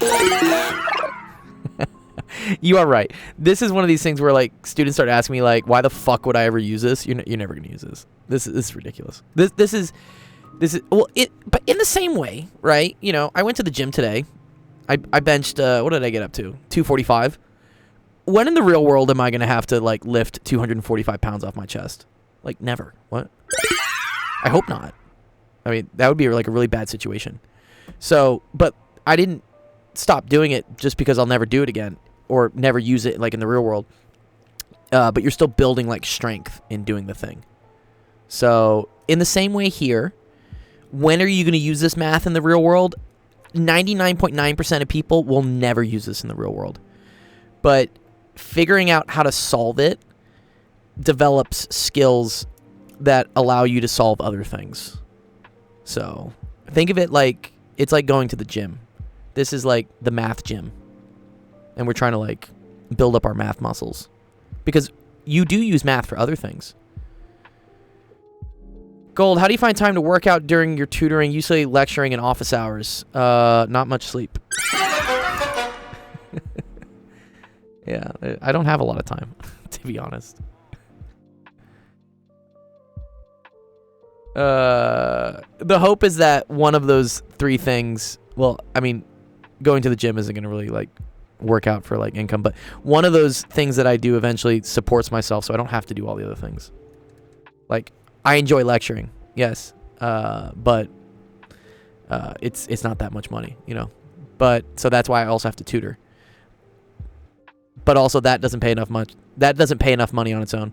And then this is, like, my gift to the world, the, like, nonprofit stuff. But if this took off and, like, grant people started taking me seriously, which they will eventually, it's a time thing, then I wouldn't have to do any of the other things either, because then this would just be paid for, which would be great. So, yes. I want to work out, but homework and school are just too much for me. Yeah. Definitely in high school, I would say it seems like you don't have a lot of time. As you get older, like, especially if you go through college and then after college, you don't have homework anymore. So that gives you more time to do stuff. I did not call you yet, Nick. No. Okay, I'm going to ChatGPT this just because I don't know how to do this. Yes, we are on our... We're working towards our 5th year with streaming. Well, let me see. Actually, I can see when we started the YouTube channel. One sec.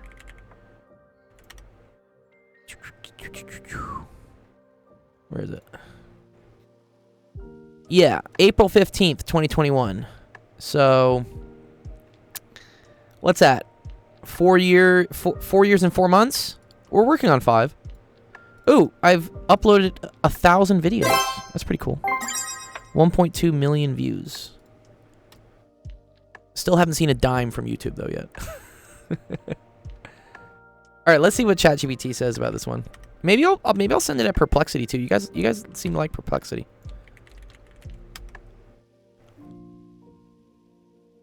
PhD is even worse though. So much real work. Yeah, I mean, I had a lot of time during my PhD actually. I had a lot of time during my PhD. I went to Thailand for a month. I just like told my advisor I was gonna like work abroad or something, and he was super chill. He's like, yeah, okay. So I just went to Thailand for a month. The PhD, the amount of work you need to do is dependent on how fast you want to graduate. Like, how much time are you willing to live at poverty wages? If you're cool with making 35 grand a year for a couple years, you can like lengthen it out. What's up, Motion? Next time you travel IRL, stream please. So ChatGPT is failing on this. It's having a rough time.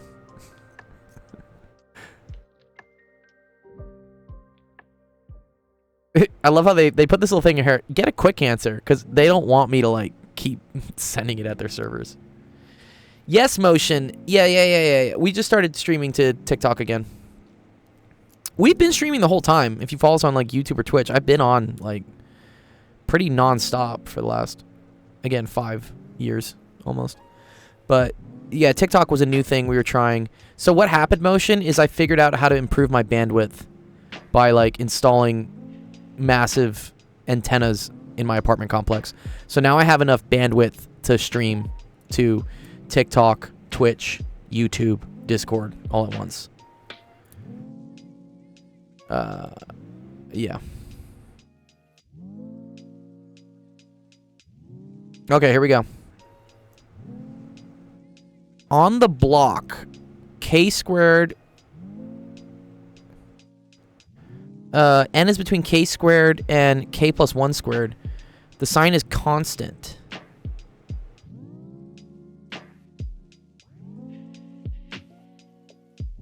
Show a sub k is decreasing.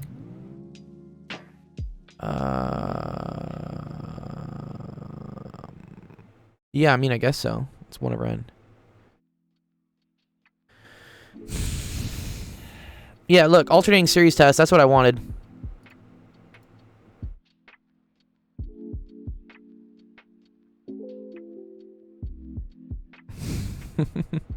That's cool, and they do the error analysis by looking at the k plus 1 term. Okay, Jeff. So what they do here is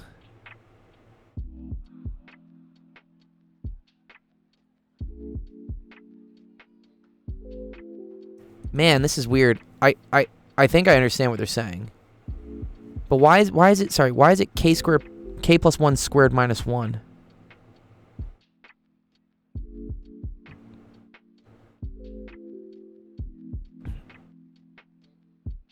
It stays between two perfect squares. It stays the same sign. Oh. Okay.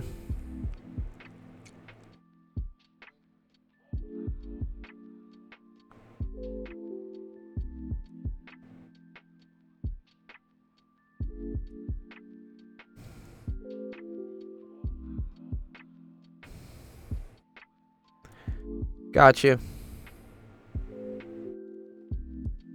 Okay. So, yeah, answer is conditional conversion. Aw, Motion, thanks for the heart. Or the rose. Did you send me a rose, Motion? Is that what you sent me? You sent me a rose. When I'm teaching, I don't have the guts to even show that I don't know the answer to a problem while you were literally showing us ChatGPT.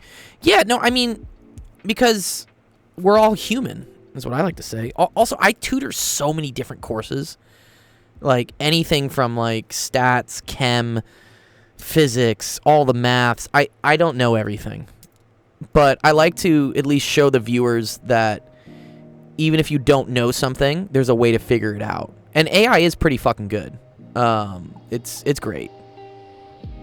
If you're using it to copy paste your work and get your homework done, no, it's bad. But yeah, I like to, yeah, I'm totally okay with admitting to my viewers that I don't know everything. Especially because, you know, some people give me just ridiculously difficult questions to go through. And if I know I can do them, I'll do them. If I don't, it's just showing that, you know, someone just tried to stump me. And I see the solution. It's okay, but it's excessive. If I was having to use ChatGPT to answer everything, right, then that would be bad. Yeah. Because at that point you're like, well, what do you actually know? I'm perfectly comfortable with admitting that, like, there are certain highly advanced things that I don't know, but that there are ways to figure it out. Yeah, cool. All right, let me see. Maybe are any of these other? I get these people sometimes just give me like stumpers.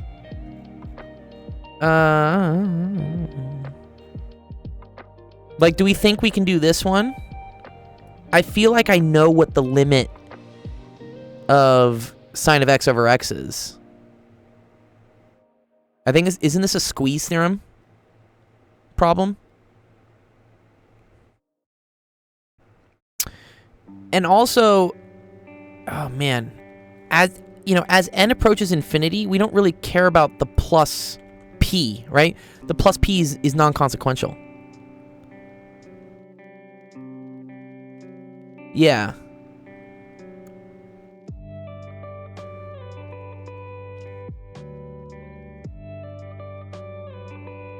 Yeah, I mean, here, I think there's some value in showing how the squeeze theorem works, and maybe we can apply that to this question.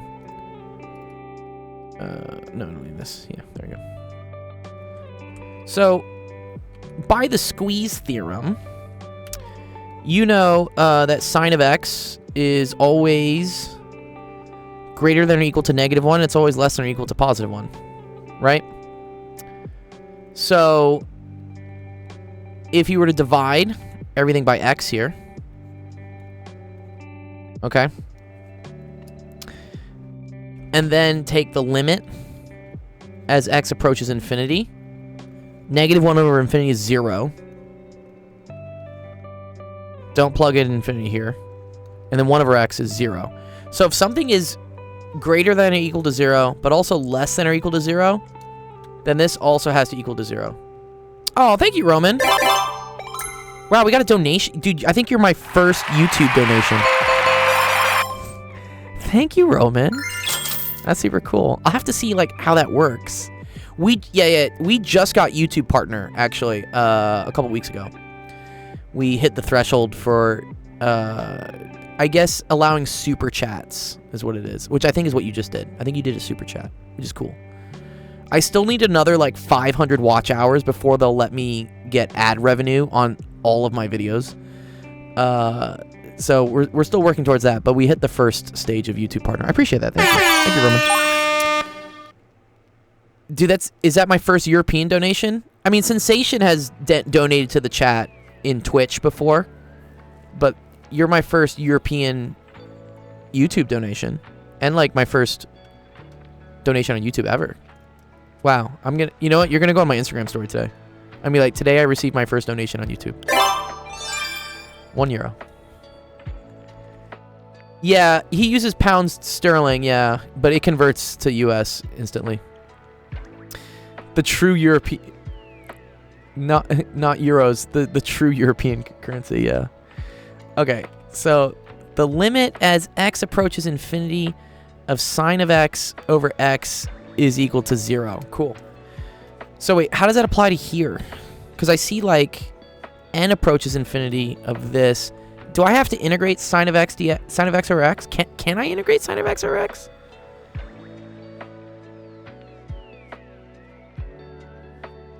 Is this an integration by parts question? Because, I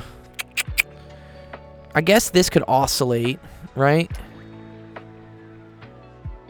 But they don't both oscillate. Fuck.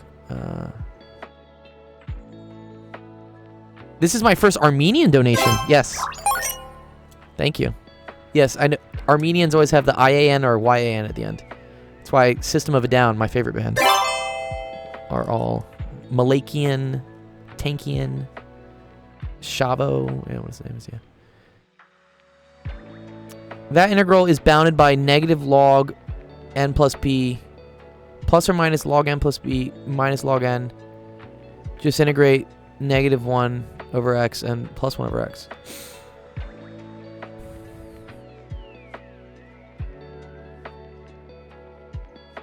Oh, wait. Are you saying like do this? Like instead of wait. Jeff, are you saying this? Negative 1 over x is less than or equal to sine of x. Oh, that's really cool actually. Oh, I've never done the squeeze theorem with integrals. Ooh, we're doing something new. Squeeze the integral. That's dope. Yeah, okay, that's fucking cool. Okay, so yeah, we're gonna integrate this. We're gonna integrate this. We're gonna integrate this. Dx, dx, dx. And we're gonna do it from n to n plus p. N to n plus p. N to n plus p. Okay. So, yes, this is integral of 1 over x dx is log of x. So that's negative log of n plus p over n is less than or equal to. That's really cool. I didn't think you could use the squeeze theorem with integrals. That's kind of cool. Log does mean ln. I'm being Wolfram, dude. Don't you have to bound the integrand? Yes. So that's why I bounded it here, and then when I bounded it, I got this. Here, I'll put ln so people are happy. But technically log is ln in Wolfram world, but yeah. And then this is yeah, so if you want to see how I did that, sorry. Let me just show it to you in motion because it's a good point. So this is negative. So integral of 1 over x dx is ln of x, and then it's bounded from n to n plus p. You remember like we plugged this in, and then we subtract it from this being plugged in? So that's going to be negative ln of n plus p minus ln of n. And then remember for log rules, if you have logs subtracting each other, it's the same thing as a single log dividing. So that's negative ln of n plus p over n. Yep, cool. Awesome. All right. Yeah, always ask me if I'm like skipping some steps that don't make sense, like let me know. I'll do them. I always hated when my professors would be like, "Oh, it's fairly obvious. The answer's just fucking 0." I'm just like, "What, dog? Can you just chill?" ln of n plus p over n. Okay, cool. So then we're going to take the limit as n goes to infinity then, yeah? Yeah, left as an exercise to the viewer. Which is funny. You want dude, I did something. You want to see? I did something pretty funny. On my final exam I gave to my physics students, I had a question at the end just to like kind of make sure that they answered, like to make sure there were no technical problems. And here I'll show you what the final question was. It was pretty funny. And so the final question was like, what is Dr. G's favorite color? Sibley says that was the best question. Yeah. I wanted to, make you guys feel good, and also just to see like who's you know what was funny? Yeah, let me show some of the responses. Let me make sure I don't show people's names. But also like Albert's our TA. He wrote up the solutions manual for our exam, and it was pretty funny. The bottom here, he said, "You like this, Jeff?" He said, "Problem 14. I leave this one to the reader as an exercise." Like, what's Dr. G's favorite color? Let me see. I probably have the.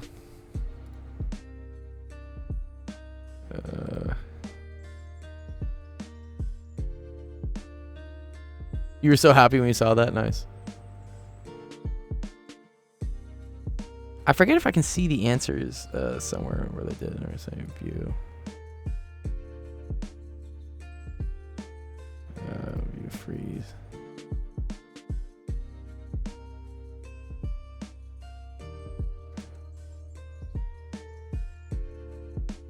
Yeah, here are the answers that some of the students said. So, most people got it right? Gold, gold, gold, gold, gold, yellow, gold, gold, gold, yellow, gold, yellow, gold like his stream background.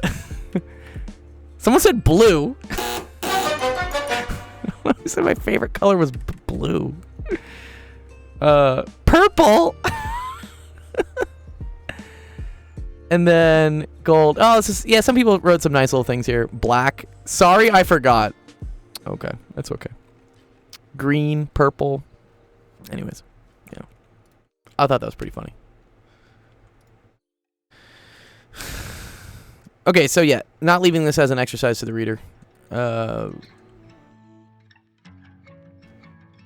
Now we take the limit as n goes to infinity.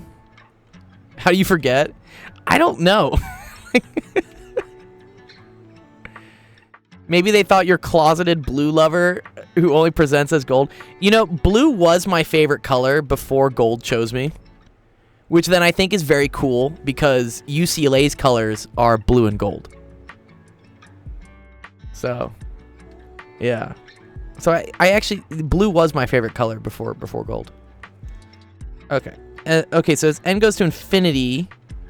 Okay. So we can just do this, right? So this is the same thing as negative ln, and we could say like n over n plus p over n over n over n. So that's the same thing as negative ln of 1 plus p over n. And as n goes to infinity, this goes to 0, right? So as negative ln is 0. Or ln of 1, sorry, which is 0. Nice. So 0 is less than or equal to this. Which, by the same token, is also less than or equal to 0. So this is equal to 0. The integral literally squeezed the two functions that both approach 0. It's a very fitting name. Yeah, the squeeze theorem is pretty cool, dude. Right. So we proved that this was equal to 0. For p is greater than 0, right? P needed to be greater than 0. Well, actually, did it? P could have been... No. Because if this was... No. Yeah, no, wait. Did P have to be greater than 0? I don't think it does. Yeah, I don't think so either. Yeah. P could be anything. Yeah, I agree. You just have to watch out for taking the ln of a negative number. But there's no way that P over infinity was going to beat out 1. Eventually, X will get big enough and overpower. Yeah, okay, cool. This is a cool question.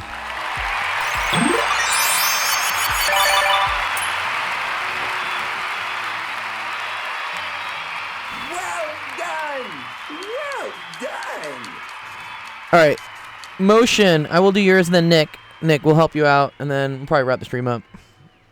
It's almost 7. Yeah. Let's see. Motion's back. All right, Motion. Are you gonna hurt me with this question though? Okay. The diagram shows a hexagon. I mean, I guess this is a hexagon technically. Looks more like an arrow tail to me.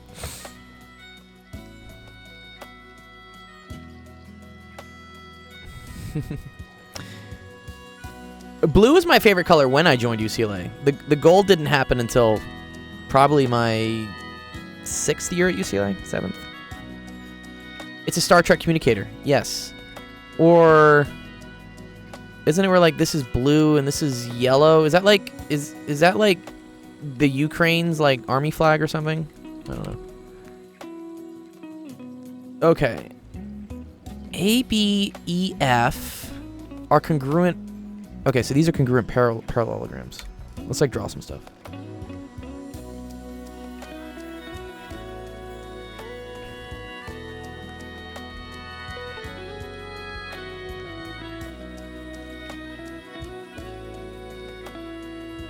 All right, whatever. I'm just going to say they're congruent. So that means that this whole thing is equal to this thing, right? Because, yeah, CBED. Okay. AB equals BC, which equals X. Cool. I agree with that. This is X. This is X. P is a point on AF, and Q is a point on a CD, such that BP equals BQ equals 10. Oh. Did you go from Dr. Blue to Dr. Gold? So, I wasn't a doctor until I left UCLA. So, I actually, like, gold was my color, but I didn't call myself doctor yet because I wasn't a doctor. I didn't have my PhD yet. I honestly had, like, a lot of doubts during my PhD that I even wanted to finish. But eventually I was like, nah, dude, I need to be called Dr. Gold and, like, actually be able to say I'm a doctor. So I did. I'm glad I did. Glad I stuck it out. Grad school is rough. It's not for the faint of heart at all. That's why I tell people you got to really, like, ask yourself if you want it. I eventually just wanted it for the name.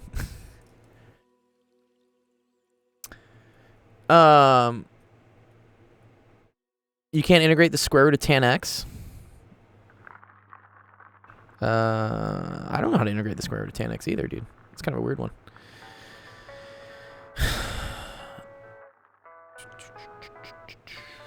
Given the angle of ABC is 30 degrees, y is congruent, equal, and similar equals a bigger version. So my degree's in plasma physics. Similar doesn't have to be bigger. Similar could be smaller. Yeah, I didn't go to evil medical school for 6 years to be called Mr. Yeah, it's when people call me Mr. Gold. I know it sounds pretentious, but I always tell them, I'm like, I didn't go to grad school for 9 years to be called Mr. Again, like I said, I took my time with grad school. Actually, honestly, what happened is my thesis project got switched at year 4 because I was going to graduate too quickly. And my advisor's like, oh, maybe you should check this thing out. And then that ended up taking like another 4 years. So, and then COVID happened, and like no one wanted to do shit during COVID. So I like took my time.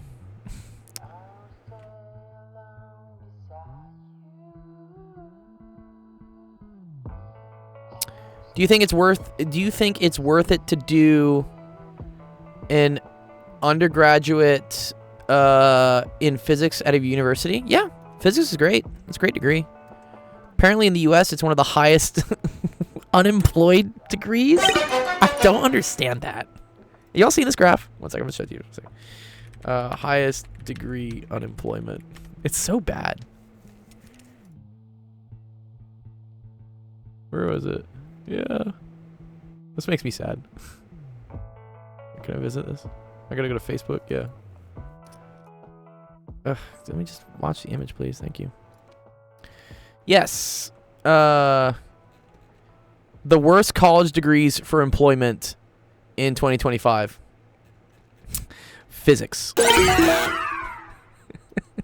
7.8%. But also, like, computer engineering is at 7.5%. The reason for this, right, is that computer engineering for sure has been seeing a massive, like, clawback of jobs. Like, if you were getting any sort of coding job back in, like, 2012, 2014, even in, like, 2020, there were so many openings, people were hiring like crazy, and unfortunately in the last year or two, everyone's getting fired because we're realizing we kind of overhired for these things.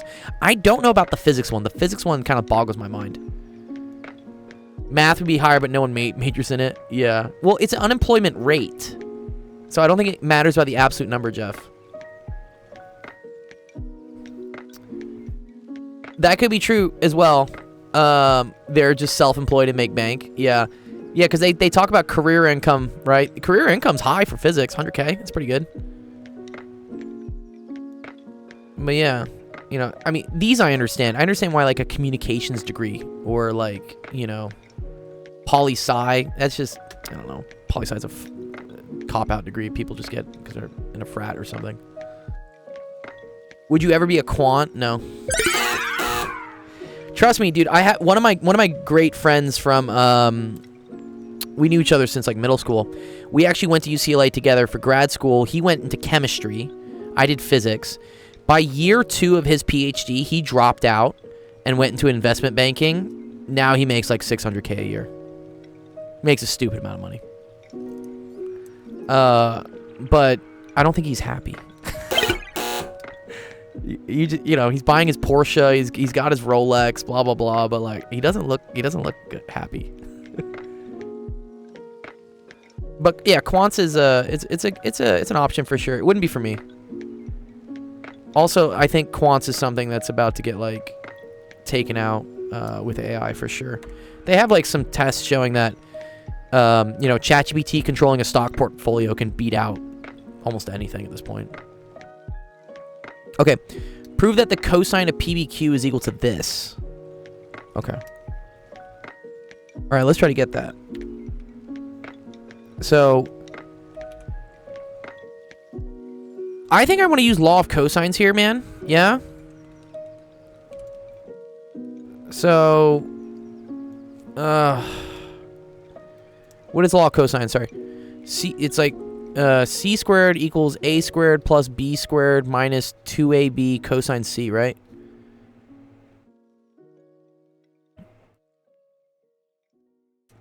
Quants is an option. Yeah, sorry, my bad, Roman. Yeah. You know what it is? It's because I have another screen here that like TikTok is showing, and like I see my TikTok screen, but I need to look at that one. I have so many screens in my dungeon studio at this point. 1, 2, 3, 4, 5, 6. I should be a quant. I have enough monitors to be a quant at this point.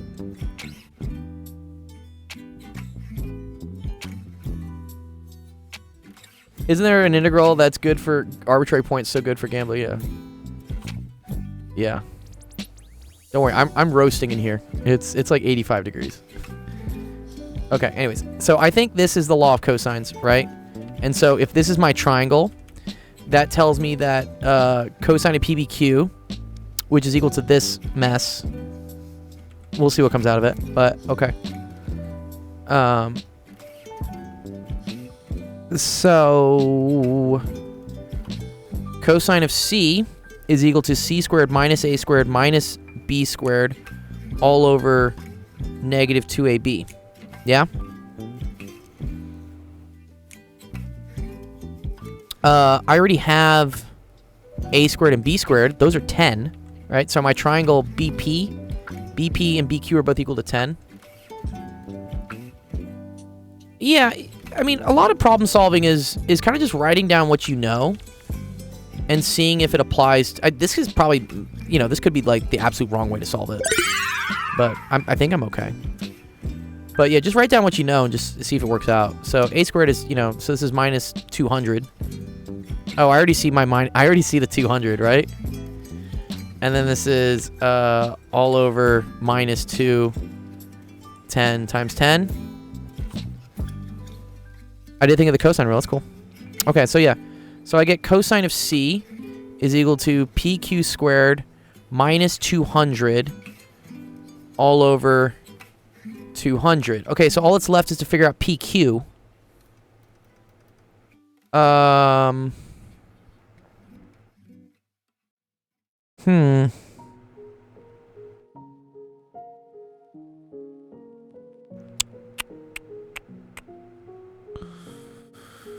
Interesting.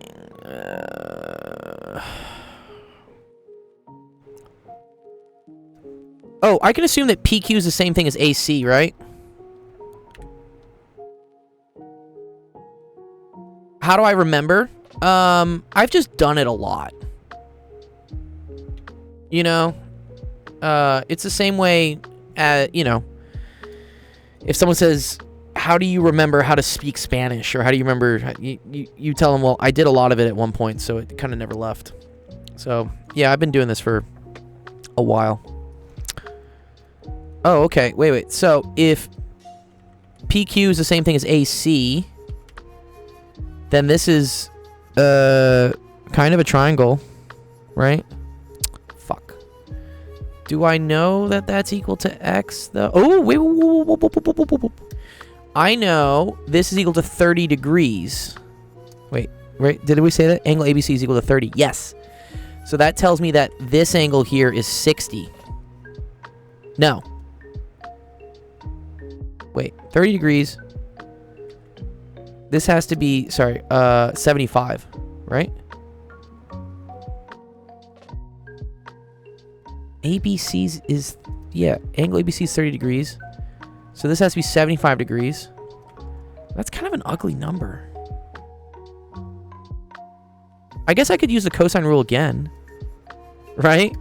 Yeah, I don't want to do the cosine of 75. Let me do the cosine rule again. But now we're going to do it for this triangle. This is actually really, this is a cool problem, man. Motion, good job. This is a cool one. Let's look at this triangle. In that case, we have that, the cosine of, we have that PQ squared is equal to x squared plus x squared minus 2x squared cosine of 30 degrees. You had to do this on an exam? That's kind of rough. Yeah, this is another law of cosines. So, PQ squared is equal to 2x squared, 1 minus the cosine of 30 degrees. Cosine of 30 degrees is square root of 3 over 2. So 2x squared, 1 minus the square root of 3 over 2. Okay, and then I think we plug that into here. Very cool. Okay, so then cosine of C is equal to 2x squared, 1 minus the square root of 3 over 2, minus 200, all over 200, which, I mean, are we getting kind of close? We're getting kind of close, yeah.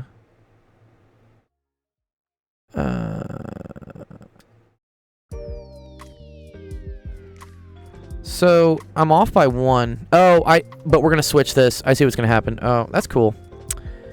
I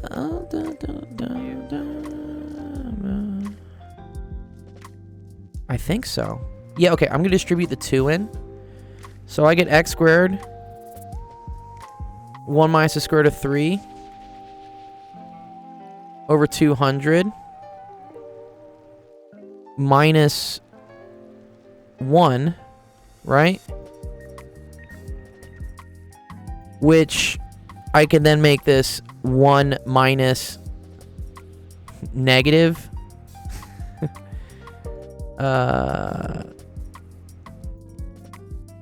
no, yeah, 1 minus, wait. Fuck. I have a minus sign wrong somewhere. I don't like this.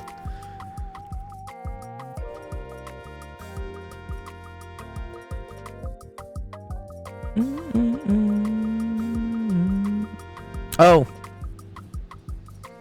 No, minus divided by, yeah, cool. This is minus 200. Oh, man. Forgot the minus sign. There we go. Plus 1. Cool. There we go. So then if I want to switch the order of this, this is the same thing as 1 minus x squared, square root of 3 minus 1, all over 200. Which is... Wait, this was a 2? I'm making all sorts of messy stuff today. Wait. No. Oh my god, okay. One sec. We got it. I have minus signs going all over the roof. Okay, here we go. X squared, 2 minus the square root of 3, all over 200. Yes, and then we're done. Oh, thank you, dude. You sent a heart puff. Love that. Thank you so much, Motion. That was a cool question, man. I learned some stuff from that. I learned I can do law of cosines, which is cool. Okay, cool. This was a cool question too.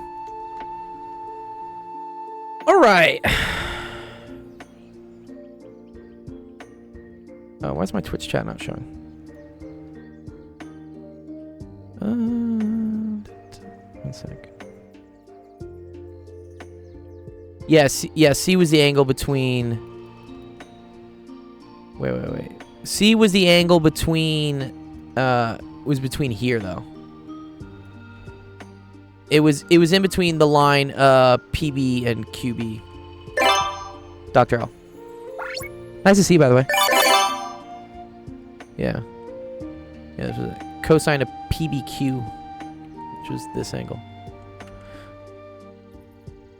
I would imagine. Yeah, this is kind of a different. This is what exam was this for motion? By the way, what exam was this? And then Nick, here, let's do some of yours.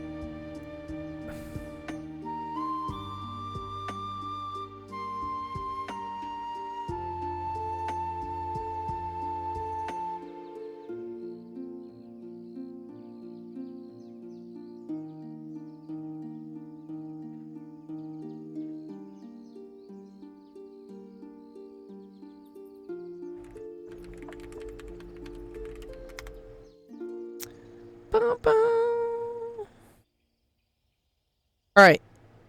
Oh, IGCSE Ed Excel. That's cool. Go look that up. Nick, what question you want to do? What are we doing this time, Nick? Why'd you create an alt in the server, dude? Oh, he says give me a second. Okay, cool. I'll give you a second. Let's go look up what this thing is. What? IGCSE Ed Excel. International GCSEs. Oh, okay, cool. We had another student, or a sensation. He's not really a student. Well, everyone's a student. Which, yeah, I remember you giving me some questions similar to this in the past. But he was studying for his GCSEs. Interesting. Pearson. You. What's up, dude? What? Oh, you do differentiation. That's cool. All right. Let's see. What did we do last time? We did like the prison system or something, right? Yes. Yes. Okay. All right. Let's do these. For those watching, Nick is a longtime student in the server, and he's studying for a government exam to become a court officer. So this, I always love going through these questions because it's just hilarious to see what the U.S. government like puts on its aptitude tests. They're quite funny. Yeah. Motion, he's slamming the like button.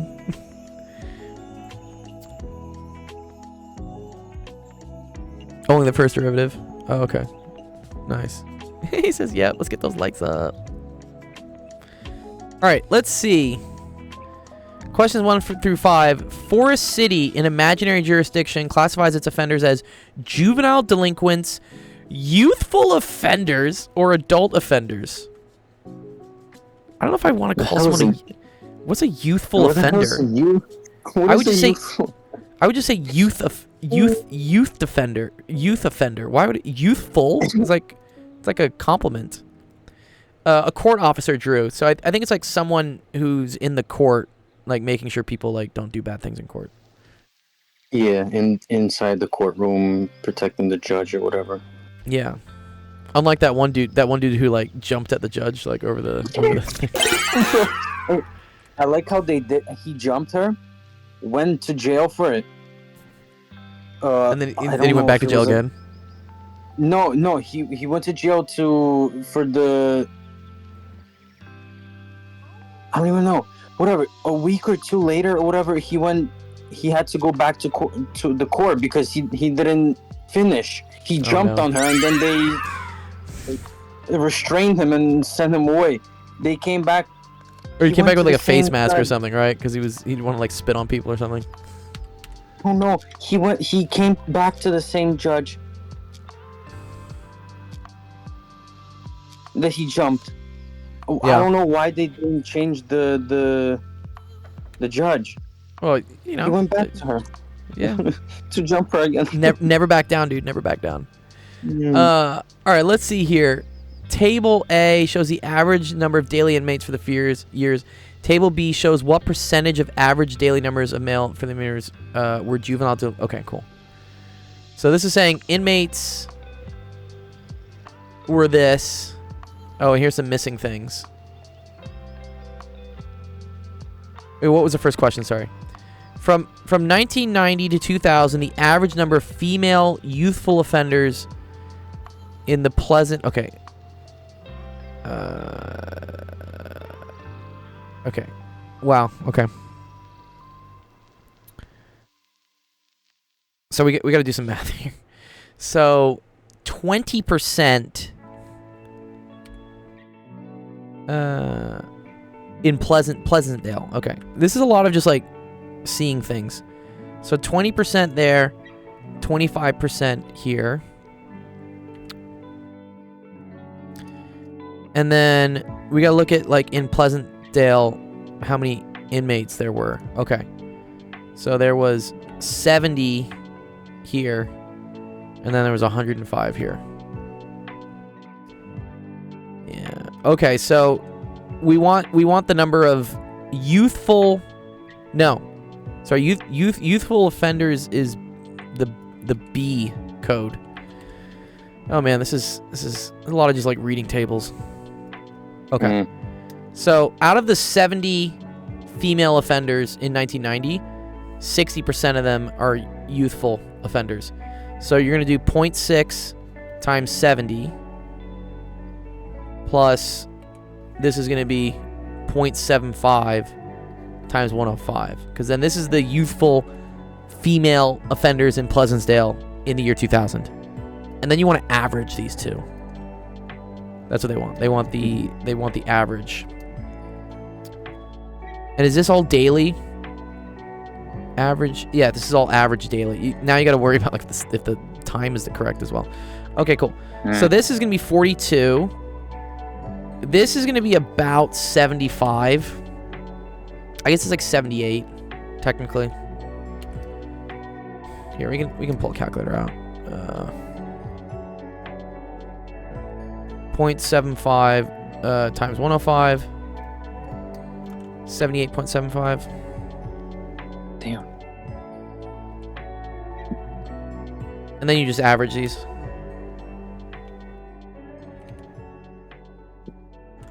So this plus 42 divided by 2, 60. So a figure greater than 40. I wonder if I had to do all that math. I mean, I guess I could have seen that, right? If this one is 42, and then this is greater than 42, the average is going to be greater than 40. Yeah. Duh. Okay, cool. I'm gonna take the book. Give me a second. Oh, do you have the answer? Yeah, I'm gonna find it. What are the percentages for Drew? Yeah, so they're saying that for a certain prison, these are the percentages that are classified as either juvenile delinquents, youthful offenders, or adult offenders. And then this tells you how many total inmates were at Pleasantdale that were also female. So if you want female Pleasantdale 1990 youthful offenders, you have to do 60% of this number up here.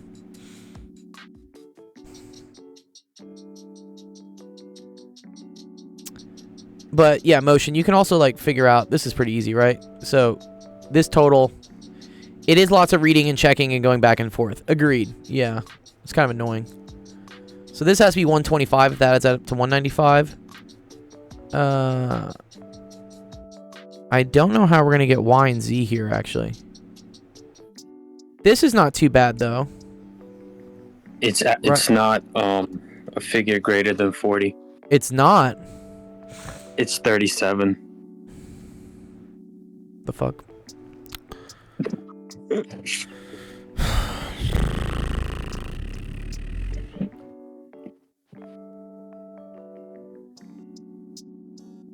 Female offenders in Pleasantdale is 70, and 60% of that 70 are youthful offenders.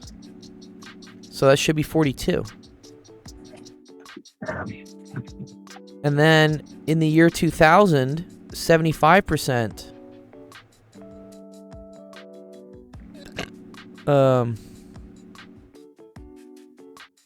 Oh, I see. They're saying the average increased by. Oh, that's dumb. Sorry.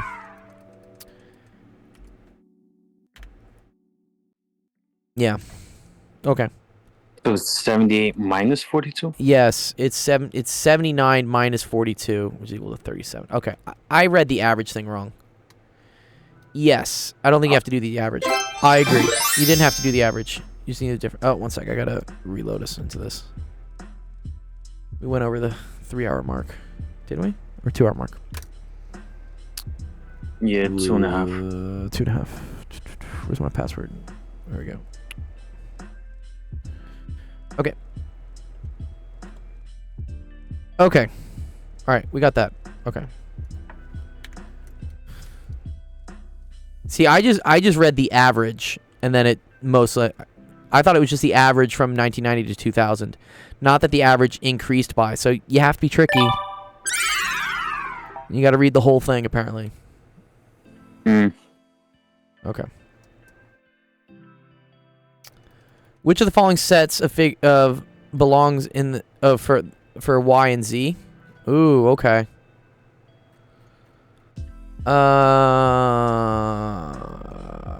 Shit.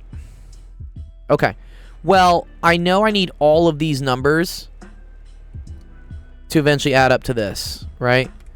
So we're going to figure out what Y plus Z needs to equal to. So Y plus Z must equal 50, 30 minus... Let me use a different color. Y plus Z must equal the 50, 30 minus 1700 minus 1850 minus 310. Exactly. Very good. Very good. No, you got it, Drew. So, let me get my calculator out. Sorry. 50, 30 minus 1700 minus 1850 minus 310. So Y plus Z has to equal 1170. So let's look. Which one of these adds up to 1170? Not this one. I think only this one, man. I think it's just D. Yeah. Nice. So there's no way to actually get 120 and 1050. No, you can't get the actual number. No. Oh, okay. No, you can't. W and X. Well, we already know W is 125. So then X is 125 plus 3920. 125 plus 3920 is 445. 4045. Fuck. No. Wait, what? It's 3,920. Oh, my bad. My bad. Yes, it's 190. this plus this. Yes. Okay. So that's like 4115. So I think it's A. Yeah? Yep. Nice. Cool. In 2000, the percentage found in Maxim... Okay, in 2000... Out of all the males and females, what percentage were found in Maxim? Oh, okay. Well, Maxim only had male people in it. Yeah, that's what confuses me. So I think it's 1700 divided by 5360. So 1700 divided by 5360. 30. Ooh, I don't like that. I don't like that. 1700 over 5360, yeah? It's closer to 33. Is the answer C? Yeah. That's kind of garbage. It's so close. Because 31.7% is like almost exactly halfway between 30 and 33. Okay. In 1990, the average daily number of adult male females... The average daily number of adult male offenders was most nearly... Oh, okay. So adult male is C. Oh, man. Sherman and Thompson. Okay. Ew. Sherman was 55%. And sorry, what year? 2000. Of 110. 55% of 110 is basically 60. Yeah, 60. Okay, so I agree with 60 and Sherman.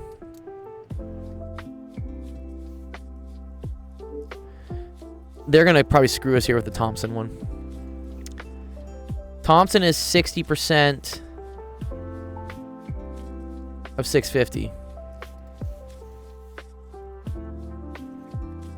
390. Yeah. Oh, actually, choice A is good.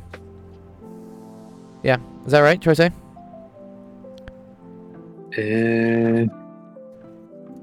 Yeah. Nice.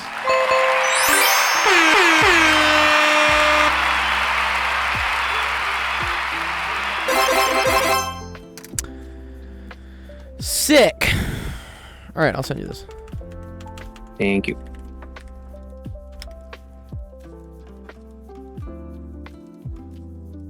Yeah, I just had to do it. Yeah.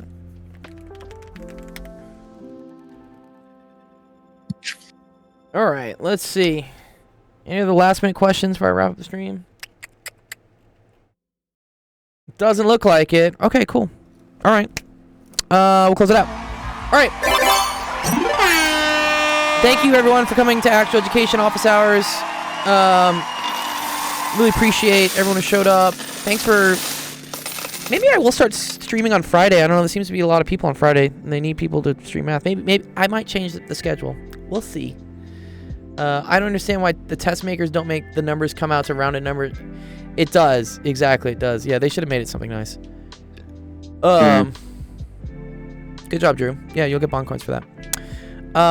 Yeah. So our next stream is going to be on Monday. That's going to be at 3 p.m. Pacific, 4 p.m. Mountain, 5 p.m. Central, 6 p.m. Eastern. If you want to come by. Oh, good to see you, Omega. Yeah, if you're ever wondering about when we stream, I keep a pretty up-to-date calendar here. So I'll dump it here in the chat for you guys if you want to see. There's that. No time like the present. Yeah. So, when I couldn't stream on Wednesday, I made sure to stream on Friday as like a little bonus to you guys. So, but our next stream is on Monday. If you want to come play Jackbox games with us, we're going to do that on Sunday. I usually don't stream that because people say things that would get me banned on Twitch. But feel free, join our Discord, and we'll have like an open stage Sunday. That'll be at 3 p.m. Pacific. And for, yeah, any news on what's going on in the server, join. The link down there, the actual discord.com/submit, has all of our channels. So go through, like, subscribe, everything, and you'll get notified when we come back online. Do you know we are connected on LinkedIn? Maybe. Maybe we are, Roman. I accept any requests on LinkedIn. So I'm glad we are if we are. You're very welcome. Mr. AG, Mr. AU. AG Silver. Okay. All good. Good to see you too, Dr. Aldo. Let me what is Jackbox games? It's kind of like little like trivia games and stuff. They're fun. Come by, just come by the Discord. You're in the Discord, Drew. So just come by on Sunday. You'll see it. Okay. Mr. Silver. That's too funny. Who do we want to go raid? Let's go raid somebody. Go say hi to someone on Friday. There's actually a lot of people on Friday. Wow. That's great, actually. Good night, Chantrix. Good to see you. I don't know who I want to raid. I want someone who's doing science. I do like Physics and Depression. He's a G. Go say hi to Physics and Depression. Oh, he's doing resistor circuits. Yo, Sib, if you want to see like some crazy resistor circuits. Yes. All right. Enjoy your Friday. Enjoy the weekend. We will see you on Monday. Peace.